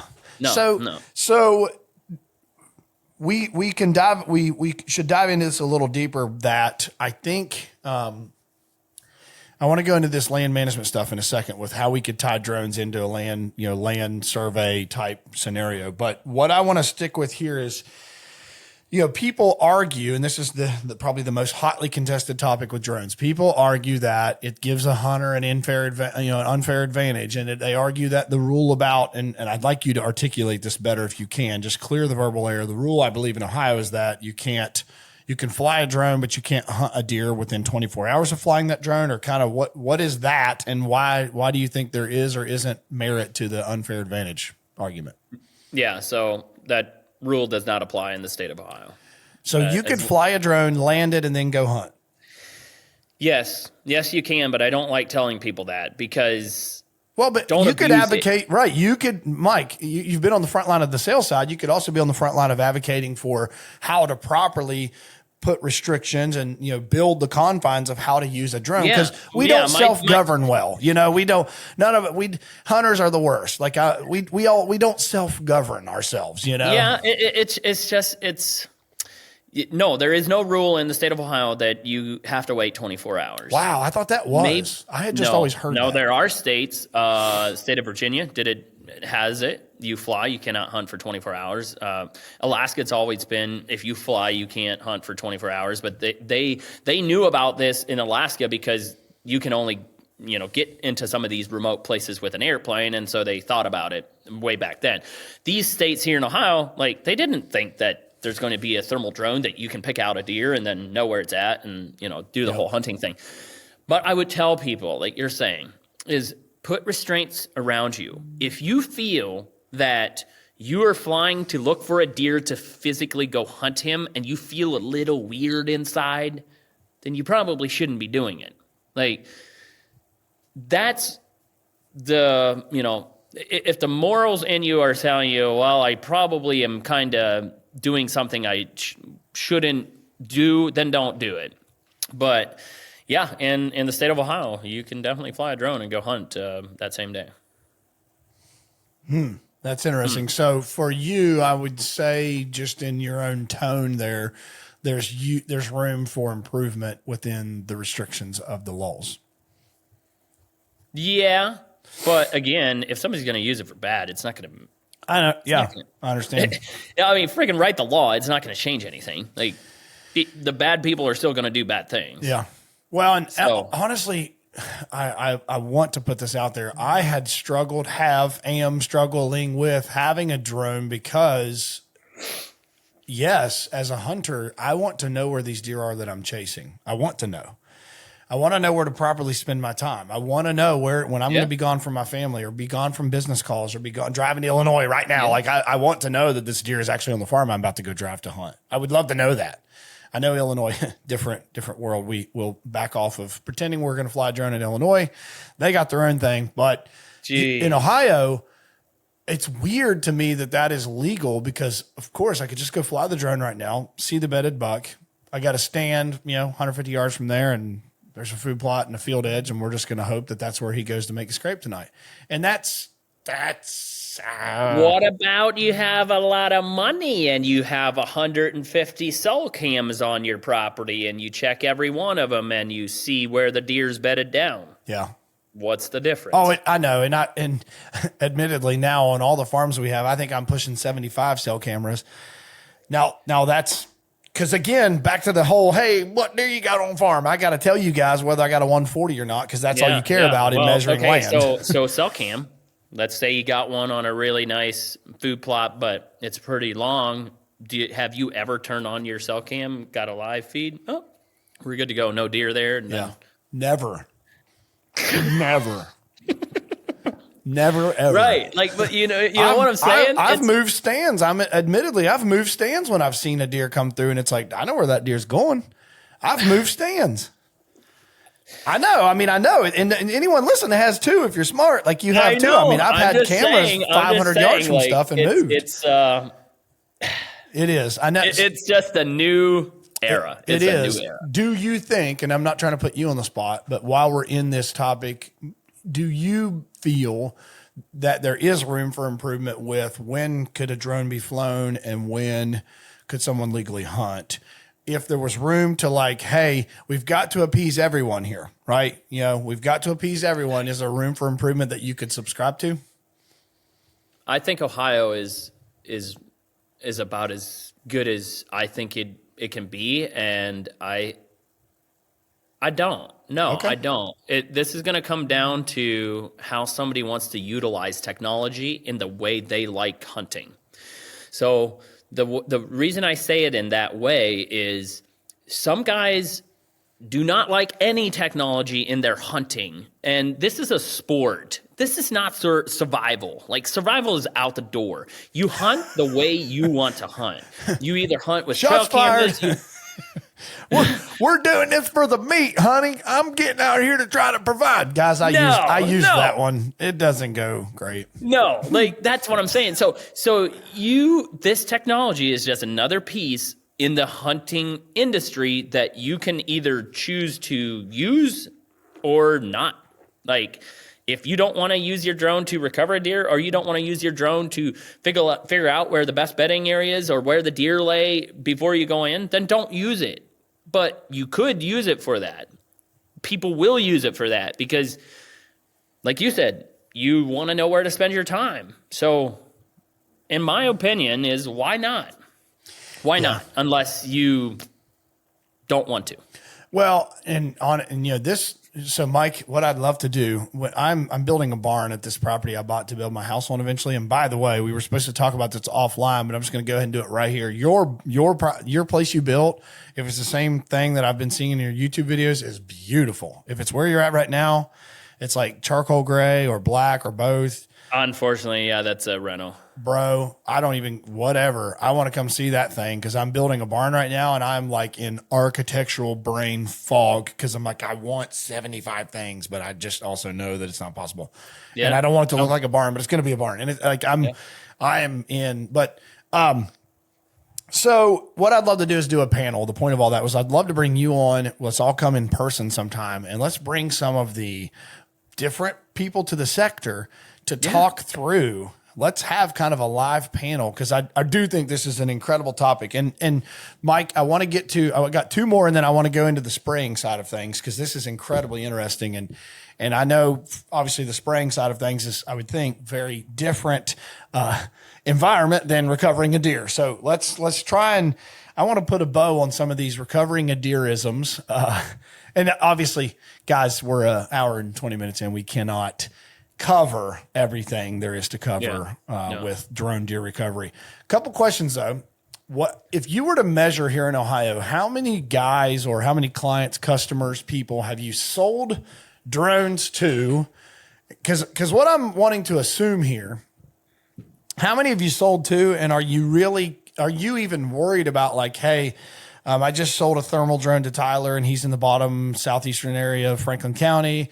Now this dude's calling me, and he's in Tyler's neighborhood, and he wants to buy a thermal drone. Like, you don't measure or care about any of that at this point, because you can't. Is that correct? No, that is correct. If you were to guess, how many have you sold in Ohio then? Just in Ohio as a sample. Well, or I guess maybe how many are active? I'm going to tell it like this. I'm going to kind of do not give you a direct answer. 4 answer. million. It's a bunch. It's a bunch. So imagine this, that I told my team there was this new drone coming out. It's the Matrice 4T. Yep. When I went to Canada to get my hands on it, the very first time that it came out, because I wanted to see it to figure out, is this going to be the next big thing for us to sell? I told the team, if this drone and batteries comes out to be under $10,000, you bet my bottom dollar that every serious deer hunter will own this piece of equipment just like they do any other piece of equipment that they have for hunting. Yep. And I'm here to tell you, I was not wrong. I seen it in a shift go from the elite packages that I put together for entrepreneurs that are going to do it as a business. Yep. With the whole screen and everything. I literally seen the month that deer season opened, how the bundles went from business entrepreneurs to prosumer deer hunters. Yeah. And it's been off the charts. I'm going to talk to my partners at some point. We will share, because it's just been incredible, the support. But like you said, I'm on the forefront of something that nobody else had done up to this point. Now, there's many people that are trying to copy what I'm doing to sell drones, sell wildlife bundles, sell recovery bundles, and that type of thing. But I feel like I'm the first trail camera that came out. I literally feel that way. Let's go. Yeah, you guys heard it first.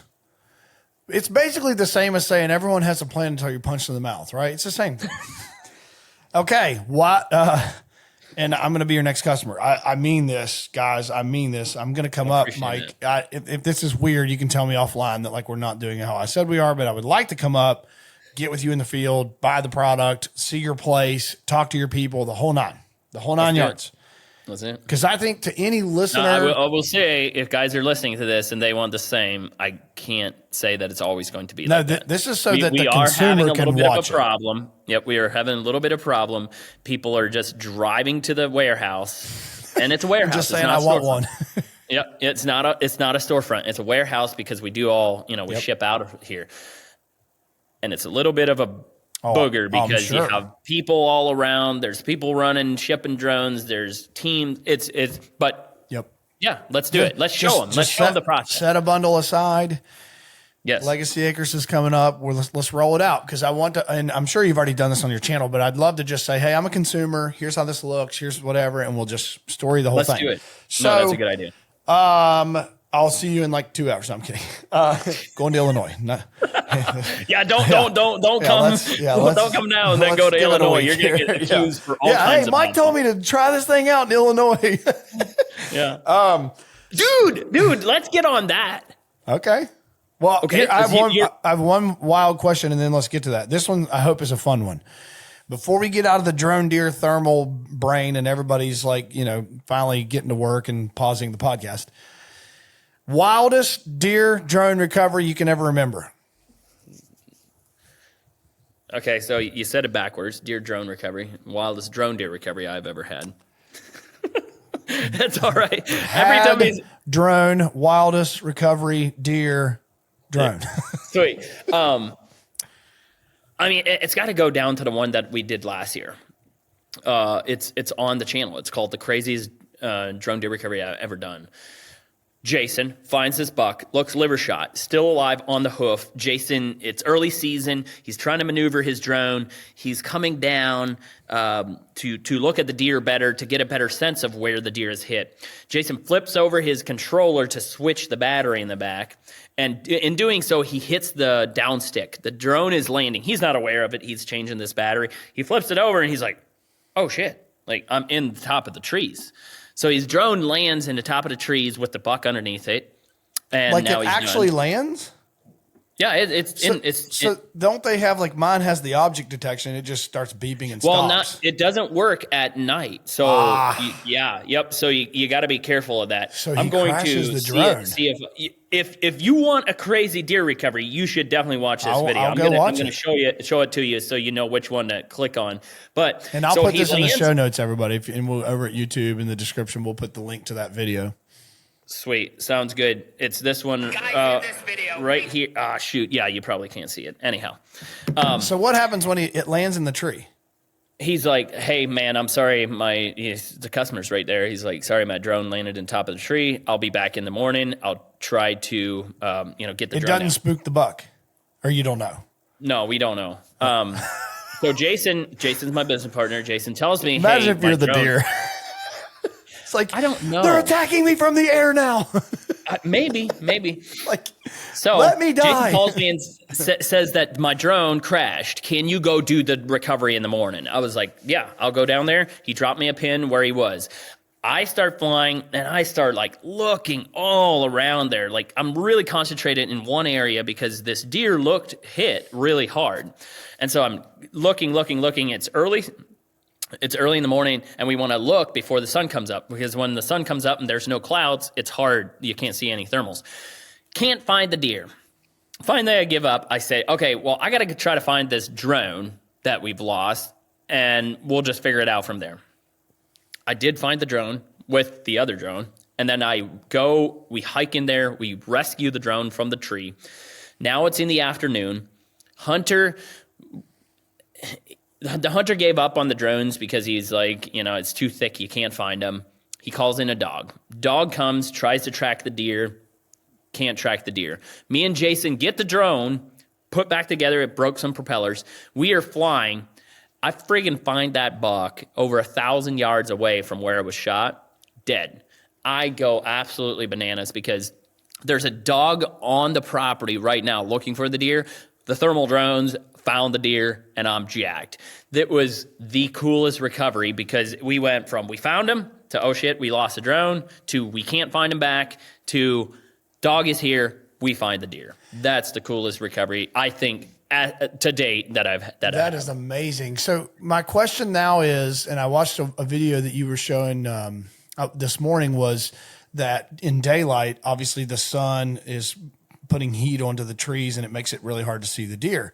So you're saying that the hunter said it was too thick, the drones can't find him. I'm making an assumption, but dive into that. What do you mean? Early season. So early season, with the trees having all their leaves on it, it is super difficult to look down through the canopy and pick up a heat signature and see what it is that you're looking at. And this was early season.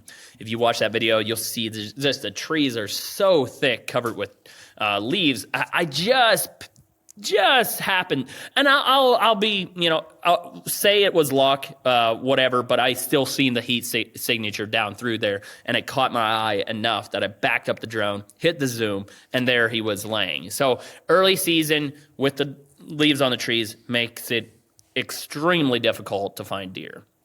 Now, with the leaves how they are here in Ohio, I can see deer from hundreds of yards away. Like I scan the thermal drone out like that, going through trees. It's like instantly they stick out like sore thumbs. That's amazing. Amazing. I'm talking squirrels, raccoons, you name it. If it's got a little bit of a heat signature, it's going to show up. That's amazing. Here's what I need you to come up with so that I can get better at my shed antler hunting is I need you to build the drone into a calcium indicating, thermal, and then we can just find our shed antlers that way. So I did a April Fool's video where I put a shed antler in hot water, and then I threw it out in the woods and then made it look like I found it. And the shed antler is hot, like on thermal, but it was a whole, dude, it went wild. You're saying you can find this for people now. That was your April Fool's. Yeah. But people didn't watch the video all the way to the end. And then they were literally thinking they could do this. But you should have watched the video all the way to the end, because I was like, it showed me putting it in hot water. That is awesome. But shed antlers have been found with thermal drones. They just look around like water holes and that type of stuff, and are using the RGB, usually not thermal. But got you. Yeah. All right, we're going to close the chapter here, closing the loop into the deer drone thermal recovery. Drone deer recovery. Mike, it doesn't make a difference. Don't act like it does. All right. I always said, can you imagine a deer recovering a drone? I think it'd be a great AI to build, for like an April Fool's sticker. I thought I might make a T-shirt of that for the people that want to see a deer recover a drone. It'll be a deer like on his back hooves. Yeah, he'll have a drone like he's recovering it. Literally. I think you could have the deer holding the remote. And the drone has like blood on it and it's up in a tree or something. I don't know. I think it'd be great. So you've got these, and I'm painting the picture of how I think this happens. You have these drones, they fly in the air. You figure out, oh my goodness, this is a seasonal business, but we're onto something. How do we not make this seasonal? And then we say, wait a second, there's more stuff happening with drones. Now, from there, what are you doing? What else are you doing with drones? Yeah. Yep. So I wanted to figure out how to, not be seasonal. And I seen spray drones, like putting, 10 gallons of liquid in a drone. It goes out, it flies a straight line down. Everything's done automatically. And I wanted to do that in the summer. Had no clue what I was doing. I'm not a farmer. I grew up on a farm, but we weren't farmers. But I bought a spray drone, bought a XAG drone. It was absolute miserable experience. I don't know why I did that because DJI builds really good products. And so I went through that for 2 months trying to figure out this spray drone. It sucked. And then I bought a DJI and it was really good. Because of my drone deer recovery and my reach, there's a helicopter spray pilot that seen my drone deer recovery content and reached out to me, and he was like, hey, I got like 30,000 or 50,000 acres in Indiana that I need to get sprayed this season. Would you be willing to come out here and run a trailer? And I was like, let's do it. And so I invested $120,000 in a spray drone trailer, knew nothing about it. So he was going to set up this trailer for me and knew nothing about it. Got this trailer, got the drones, went out there, learned how to do this whole system, and friggin' in 24 days, I sprayed 11,000 acres and made $132,000 and paid off all the equipment. And so it was like, holy smokes, now this is a business. Like, this is life-changing business here, because I did it only for 4 weeks, and I didn't. You lived there, stayed there. Yes. Yeah, I worked my ass off. Like, I literally was up at 4 a.m, sprayed till 10 p.m, cleaned out the equipment, got to bed at midnight, back up at 4 o'clock. It's corn fungicide season. If you know anything about farming, a lot of fungicide gets sprayed on corn to increase the yield. And so usually it's done with crop dusters, but now with drones, you can do a better application. It does better. The ROI is better for the farmer using drones. It goes right to the edges, right to the corners. And so that's where the industry is going, is drones. And it is growing rapidly. Like, I'm talking tens of thousands of drones that are spraying crop fields. All right. Give me an idea of how big this drone is. Okay, so the drone right now, the latest model that we just got in is a 26-gallon drone, and it's about 12 feet across. Okay. So what's the spray width? 42 feet. Wow. Yeah. Wow. That's 2-gallon work. So most fungicides between 2 and 3 gallons. At full speed, the drone, the latest model, will fly 45 miles per hour, spraying 42-foot swath and absolutely ripping it. Like, that thing, Holy cow. It's just silly, like how much you can do with these drones now. When I first started, I had to work my tail off to try to get the drone to spray between 35 and 40 acres per hour. This drone now, the newest model, without even sweating it that hard, it will do 80 acres an hour pretty easily with one drone. One drone, one man, swapping batteries, filling tanks, 80 acres per hour. So do the numbers here. If you do 80 acres per hour and you charge $10 an acre, $800 an hour. Holy cow. Okay. So I don't know if you guys caught what I caught that you said. All right. And I want to make sure I have a clarifier here that did the farmer say he would outfit you with this trailer if you take the job, or what did you mean by that? Oh, so the guy that reached out to me, he was a helicopter spray pilot. He would do crop dust with helicopters. Yep. But he was like, Mike, I know the drones are coming. I need to start adopting it. And so he had a helicopter as well as spray drone trailers out there trying to get acres covered. And if the spray drones weren't efficient enough, the helicopter would come in and clean up whatever we didn't get. Yep. But the goal was, that was in 2023. 2023, the goal was to spray as many acres as possible with drones. I think there were 5 trailers out there. A lot of issues. A lot of trailers weren't set up properly. Pump issues. Just issues that later made me build my own spray drone trailer that we now sell all across the country. We are probably the #1 spray drone trailer dealer. Anyhow, learned a lot through that. Ended up I was the #1 team in Indiana that year because I just grit, hard work, don't give up, don't be lazy. And so the next year in 2024, Eric was his name, said that, Mike, you deserve this contract and you can do it if you want it. And so the next year I went out there with a bunch of teams and redesigned a whole trailer compared to what I was working with. Designed a trailer that has a flight deck up top. You land your drones up there. You have your tanks in the bottom. Everything's right there, super efficient. The guys go out there and I'm like, guys, you're going to work hard. Like, this is going to be hard.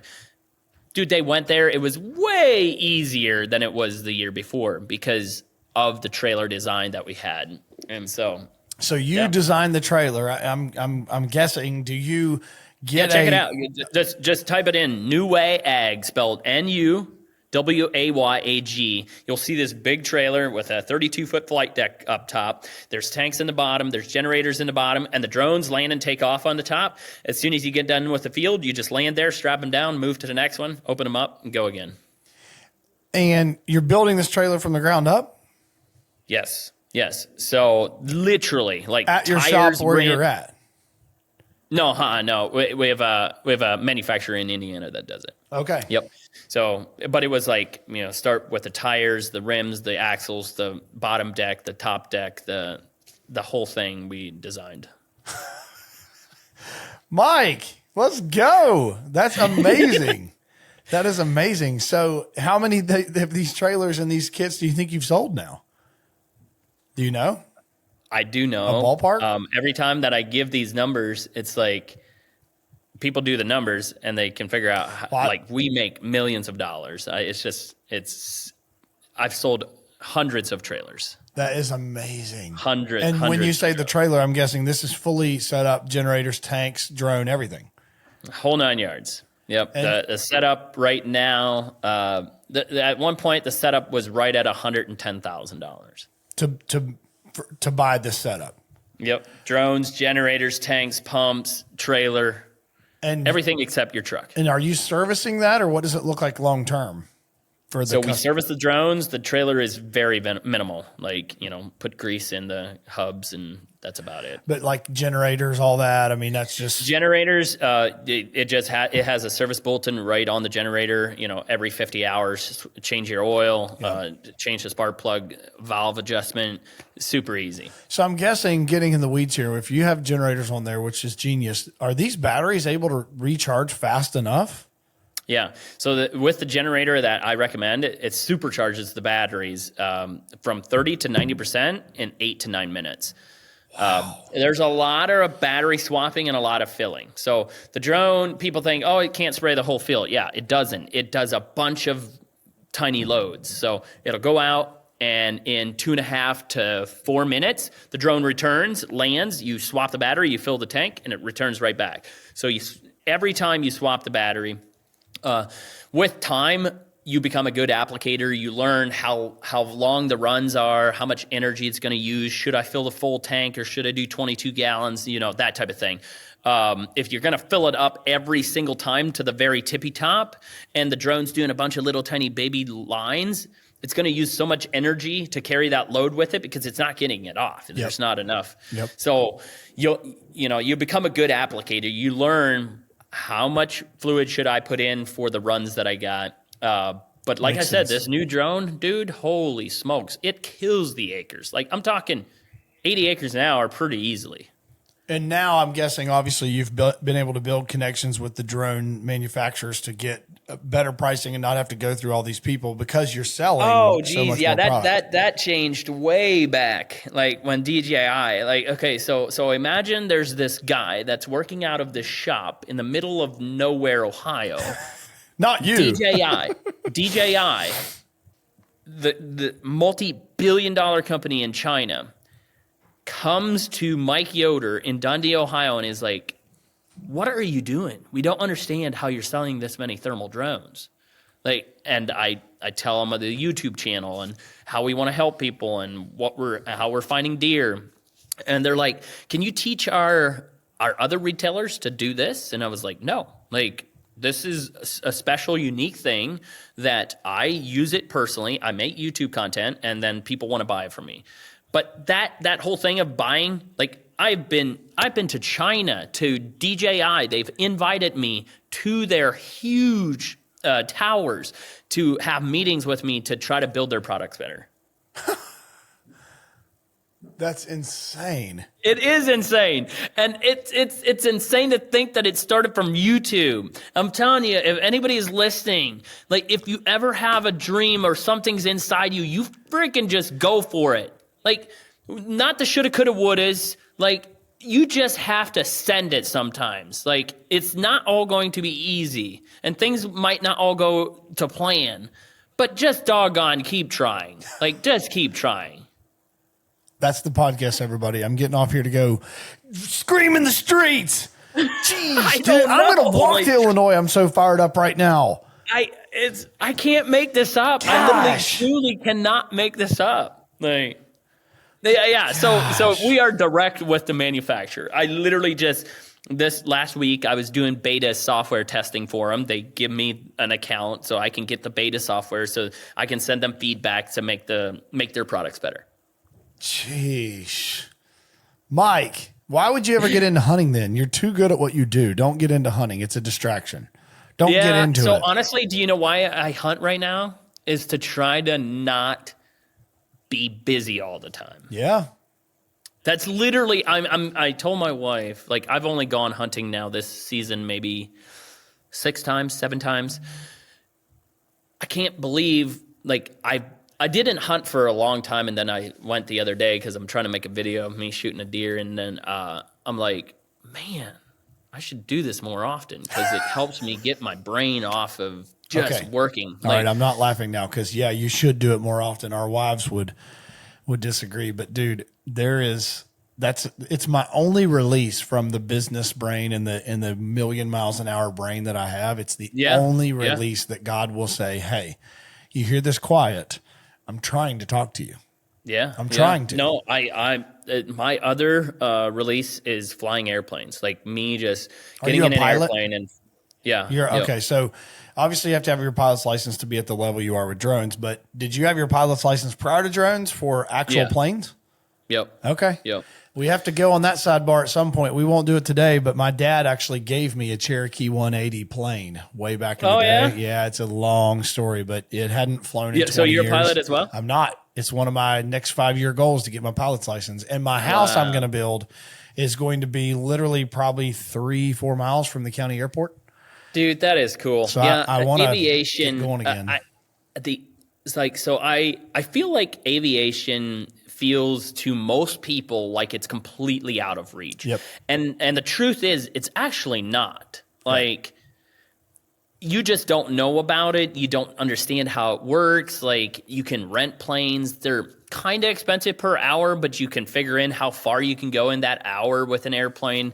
And so most people in America are just not utilizing aviation like I think they could. Yeah. But aviation for me, one, I use it now to try to get my mind off of business stuff. Two is it shrinks the world. And it is hands down the most convenient thing that I've ever had. And I'm guessing, do you have a plane that you guys own that is at a hangar somewhere, or what's your? So I have a Cherokee 140 that I bought now, just kind of like a fixer-upper. And where is home for you? You said Dundee. What county is this? Tuscarawas County. That's what I thought. Everybody try to say that 5 times fast.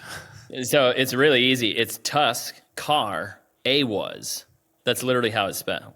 Tusk, Car, A-was County. Tuscarawas County. So here's the deal. I got a really good friend that has airplanes, and he lets me fly them. Nice. Because he doesn't fly them that much, and so he has an airplane. It's called an RB-10. It's very similar to a Cirrus SR-22. That's the airplane that I'm flying mostly to go places. I flew it last week to Vermont. That would have been a 20-hour drive, and we went up to Vermont and back in one day. Yep. So. Yep, it's a time machine, and that's so. Yep. One of my young man boy dreams as a hunter was to be able to dream that I could chase a weather front from the Midwest or just whatever. Just literally look at the weather and say, "Hey, in Illinois at my farm, it's going to be good," or "Hey, in Kentucky, it's going to be good," or whatever. Wherever you want to say, Kansas, just to be able to fly myself and hunt. See, that's the thing. Like you start talking about this, and then my brain starts thinking about because I just never understood how deer. I don't understand deer stuff. I think you're doing fine, Mike. I actually wouldn't encourage you to understand deer anymore. I think everybody else would intimately agree with you. My understanding of deer sometimes is a lot of distraction. And I don't do near as much business because I'm trying to kill deer. Like, I should just stay home and do business right now, but I'm going to drive to But I do find it interesting you say that. I'm thinking, yeah, that would be cool if you'd fly to like Illinois because there's a cold front there. And then, the deer are on their feet while here they're laying in their beds. Yeah. So let's go somewhere where we're going to be productive. Yeah, and it's truly the time machine thing. I mean, there is a coolness factor of all of it, but honestly, we all know this. The older we get, and I'm guessing, Mike, do you have kids? I do too. Yeah. So, I mean, you can't, your time is just so valuable. And there's so many times that we all give our time and we don't really measure what it's costing us. And, the plane for me is just the time machine aspect of being able to. I could not agree. Yeah. Just get more done and not have to spend. I mean, I spend an enormous amount of windshield time, and saying that to you is probably laughable because you probably 10x what I spend. I bought a truck in July, just to give some perspective here. With buying land, I mean, I'm everywhere, right? And currently, as our business works, and just for everybody else to know, I look at the land myself. Like, we negotiate a deal, usually. We put it under contract. We do a due diligence period, but I'm putting my boots on the ground on that piece of land. Unless it's, hey, it's a no-brainer, X price per acre in this county, yada, yada, yada. And, very, very rarely am I not walking it, looking at it, studying it, seeing, is it got the potential to be what we want? Is it something I think we can make money at? Is it something that I believe in? Yada, yada. Well, I bought a truck with 23,000 miles on it July 15th, and it has 40,000 now. So you need an airplane. Like, you need to just fly yourself there, get the courtesy car, go look at what you need to look, and you're probably going to buy more land because you're going to get more done. Well, and we're only in Ohio currently. We're going to Illinois next, just because I know it. And saying know it is strong, but I have more experience. Kentucky, and I want to kind of go multi-state with what we do. It's just like you've said with the drone stuff. Like, I have to decide whether I think the brand will be watered down if I continue to clone it. when you pass the baton off, there's Mike drone deer recovery. Yep. There's Mike drone deer recovery. And then there's blah, blah, blah drone deer. And then there's this guy and then this guy and this. Yep. And the more the baton gets handed down, it's like, would Mike actually stamp that? And I have a hard time for me as a business owner stamping 5 down baton handed off stuff. Yep. I'm telling this to a guy that you get it. Like, would I package that drone the way that the 2 women that package drones? Would I do it differently? Would I write a smiley face with a Sharpie on the box and say, God bless? Yeah. Cause you know what I mean? Like I always do that where I'm like, I just always want to touch something because I want to put my touch on it. Not because I don't trust like that someone does a good job. I just always want to touch everything. It's a problem.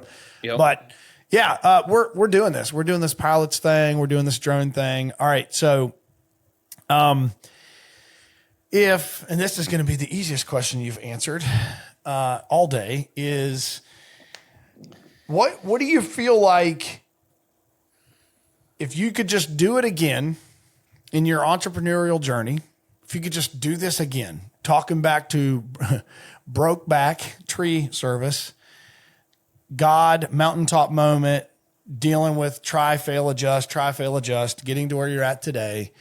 You're try, failing, and adjusting today, forward, right? Failing forward.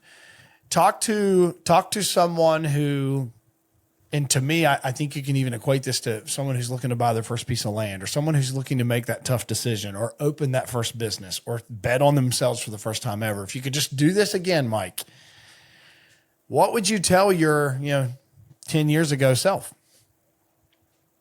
Well, because I've been that guy that has bet on myself from the get-go. Since I was like 16, I was betting on myself. I was trying different businesses.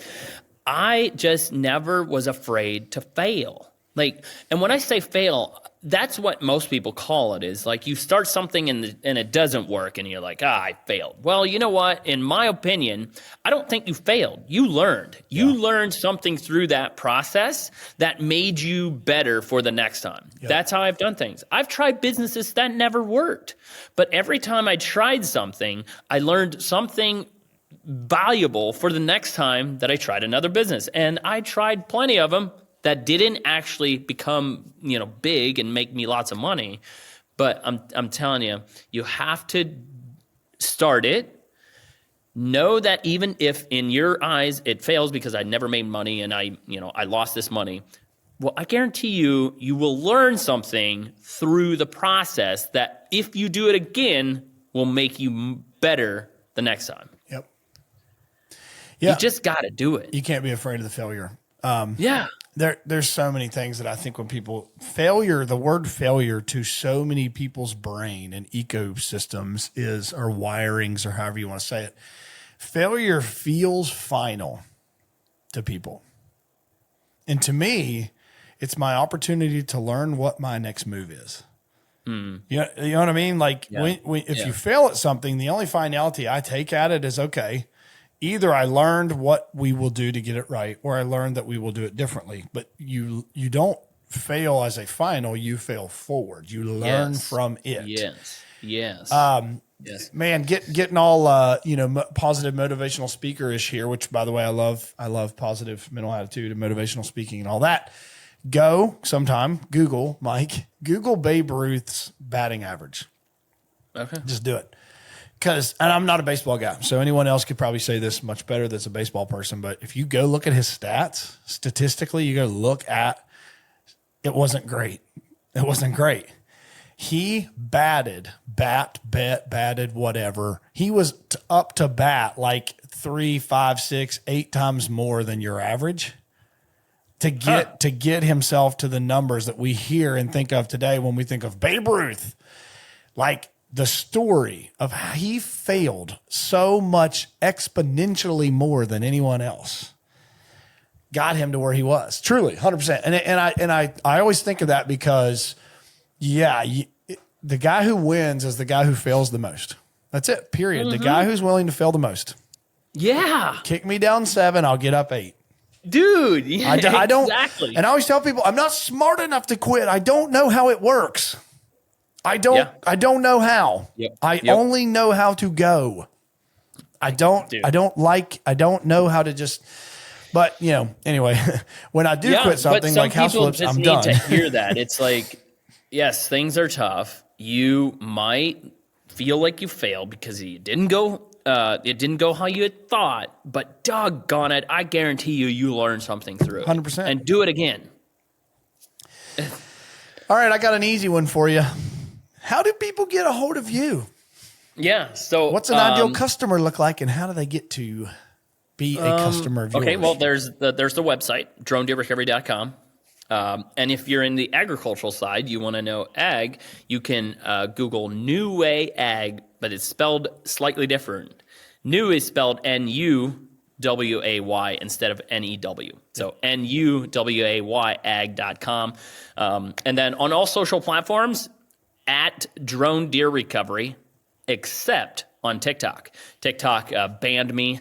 I had over 120-some thousand people there, and they said that the content violated their community guidelines. And I was like, whose community? Because my community, they liked the content that I was sharing. So anyhow, I have heard this on about TikTok a lot lately, about people getting banned and violating their guidelines. Yeah, so unfortunately that account is gone. I am on TikTok. It's Drone Deer Recovery OG. Let's go. I hardly post there because it's useless. But yeah, that's where they find me. Yeah. Dude. All right. I've done this in the wrong order, but I cannot help but ask when we talk, cause now it's like, hey, everybody have a good day, but I have another question, but wait, there's more. When we talk about this ag drone spraying operation, have you delved into at all the, seed application from drones as well? And do you do any of that? Yep. So we do a little bit of that. I don't do a ton of it. There is a cover crop that the USDA has a program that helps pay 60% or 80% of whatever the seed cost is for the farmer. We just haven't gotten into that a lot. And honestly, it's because there hasn't been a really good, efficient way of loading your drones every time. Yep. So a lot of loads. Like if you're doing, 100 pounds to the acre, I mean, that drone's out there, whoom, the load's off, comes back, you fill it up. But we did design a system that now makes that easier to fill your drone. But I just haven't done like tens of thousands of acres doing cover crop type stuff. I have done some small stuff with local habitat management companies here. They'll go in, they'll plant corn for guys, and then we'll come in, we'll do a cover crop, and then they cut the corn, and then something else comes out. Yep. Yeah. It can be done. I'm even thinking in hunting world too, there's a lot of cover crop applications, brassicas, radishes, turnips, all your small seed. I think somebody needs to capitalize in the hunting industry and just go after the niche work. You're not going to cover a lot of acres, but the acres that you're going to cover, you're going to get a premium for. So, do fertilizer, do lime, do specialty herbicide applications, or, woody vegetation. There's work there. You just need to go and tell people that that's the work that you do. I'm telling you, it's a market. Let's go. All right. Well, no one else do it. I got to hear it first, so I'm doing it. I don't even know how, but I'll call my team. We'll figure it out. We have 2% data. He said it was a good idea, so we're going to do it. Dude, this has been so fun. Here's a crazy one. I've told a couple people, but nobody's done it yet, and somebody will do it. You know how many corn piles are in Ohio? Stop. Can you just imagine? Are you about to drone drop corn piles? Why not? What? I mean, you give me GPS. Listen, it's going to be a thing. Dude, it's a thing. 1,000%. I have a guy running right now full time, running cameras and corn on all of our properties because he's on a circuit driving constantly, filling stuff. Yeah, but dude, give me a coordinates. I never step foot on your property. Yeah. I fly that stuff from the road. You just give me the coordinates. The drone will fly straight to the coordinates. We will look down. That's where you want it. Open up the bin. Boom, corn on the ground. All right. Are you already doing this, or are you saying you want to? Somebody needs to do it. It would be a delivery corn service, like on every 2 weeks, or like you can call me if you want to be added to the route, but I'm going to have a route, or you have a route, or somebody have a route. That's all you do. You just deliver corn. How much could it hold at a time? Dude, that's the crazy thing. The big one right now will hold over 200 pounds every load. Oh my gosh. Dude, I hope my guy doesn't hear this. He's gonna be like, so when are we getting the corn trailer? I'm telling you, dude, it's a genius idea. Needs to happen. Yeah, I mean, I just think logistically, like you just said, we're going to so many places. If he could just stop at the road and not unload anything and just load the thing, fly it up on the hill, drop the corn, and off you go. Yeah, and the drone never lands. Like you physically just you have the coordinates on your controller, you fly right to it.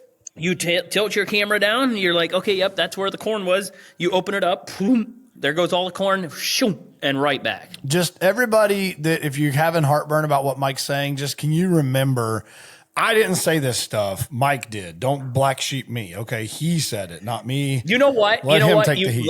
Let's shoot content. You tell me all the farms you have. Tell me all the places you want corn, and I will do it for free to show you that this is a thing. Okay. I'm telling you. It's like Dumb and Dumber. I'm not going to get you. Yes, you are. I truly cannot believe somebody hasn't done this yet. Oh, dude. I didn't know they could hold that much because, like, I'm not that interested at 50 pounds. You know what I mean? That's just, I'm not, but 200? Jeez. Yeah, but, like, what do you want, 1,000 pounds out there? That drone will fly over there, drop that corn, come back, fill it up, bam. It's, like, fast. I'm talking 45 miles an hour to go to your corn drop place. Here's where we all really want to know, Mike. We all really want to know, when can the thing drop us in our stands? It could literally do that right now. Like, just harness yourself to the drone, hang 100 foot below it, and I'll buzz you in there. We'll just lower you right to your stand. Do you have what it takes to hang below a drone is the real question. Oh, bro, I would do it. I'm dumb enough. I would do it. Now, a question we all need to ask Mike, though, is when he gets into that service, what's your general liability? What's your workers' comp look? Anyway, never mind. I'm just going to wear a mask and say it's not me. So you can drop me to my tree stand. All right. It would totally be possible now. Yep. Oh, my gosh. That's scary. You know how scary that actually is? Because, like, literally, Brian Tanner works for me as Brian is an incredible dear. You'd have to go look at some of our podcasts, but Brian's an incredible wealth of knowledge. But what he always tells me, because I'm like, dude, I don't like that access. Like we're burning this trail walking in that way. And he's like, look, dude, we can't fly yet. So you're gonna have to burn something. And now I can go back and be like, we can fly actually now. Mike says we can fly. I mean, if it's legal or not is a different question, but I could fly you in there. Well, heck, you don't even have to get them to the stand. If you can fly someone 10 feet from their stand, dude, that's insane. Yeah. Well, I'm saying not from a hunting is it legal point, but the FAA is it legal to hang from a drone. Thank you for flying Delta. Thank you for flying New Way. Thank you for flying drone deer recovery. I mean, same difference. Are there snacks on this flight? Maybe have a good hunt tonight. Is there a snack? Do I get a snack during this flight? And I'm telling you, I'm shooting content. I'm showing people that what you're talking about, like, yeah, you can do it. The Wright brothers got nothing on Mike, okay? Can you imagine? I have 360 footage of me underneath this thing. I'm like the wind's blowing in my face, and I drop myself. Holding your bow. Now that's where you got a problem, everybody. We've gone way down a rabbit hole, but now we're flying with a weapon. Like I don't even know where that goes, but. Someone do it and just let us know in the DMs. Someone do it. We want to know, is it cold? Is it too cold? Can you do it? It's going to be crazy. Like, the technology is so progressively changing that it makes me think of literally the smartphone era. Like, that's what I mean. The 2007 iPhone, I mean, I'll never forget when that came out and everyone was like, you can like be on the internet, like on a phone. Like, what are you talking about? Yeah. Yeah, and like now we call it apps. You know, there's an app, and it's like that means an application. There's only used to be on a computer. You had to download them. They take like 30 minutes, and now like we just do it from our phone. And Mike, this has been incredibly fun. I'm pretty sure we're best friends as well. I think pretty sure we're best friends now. You're much cooler than me, so I'm going to go work on doing cool I don't stuff. know about that. I'm going to definitely find something cool to do in my life one day. Dude, this has been so fun. Thank you so much for being on here. Thanks for having me. You've told everybody how to get a hold of Mike. I would think that it goes without saying he is the forefront of the industry. And if you want to be a customer just like me, use the link that Mike has given me below for me to get 10% royalty on anything that he bought. Anyway, I don't know. I'm kidding. Go support Mike's business. If you're looking for a thermal drone, I think you've heard enough that it is kind of here to stay, and he doesn't even care if you're competition. He just wants to help outfit you and properly empower you to do it, which I'm great with. I'm totally great with. You're coming back, my dude. We're doing this one in person next time. I'm going to come up and see your operation. Yeah. So for everyone listening, thanks for listening this week. Go out and kill some deer, kill some time, spend some time with God. And if you get one, call up Drone Deer Recovery. There you go. See you on the next one. Peace, everybody. And that's going to wrap up this week's episode. If you're finding value in this content, we'd love to hear from you. It'd mean a lot if you could share with us how this podcast is helping you on your journey and let us know of any topics you'd like us to cover in the future. Be sure to connect with us on all social platforms at Legacy Acres Land Co. and subscribe to stay updated on when new episodes drop. We hope you've enjoyed this week's episode of the Legacy Through Land podcast, and we'll see you next week.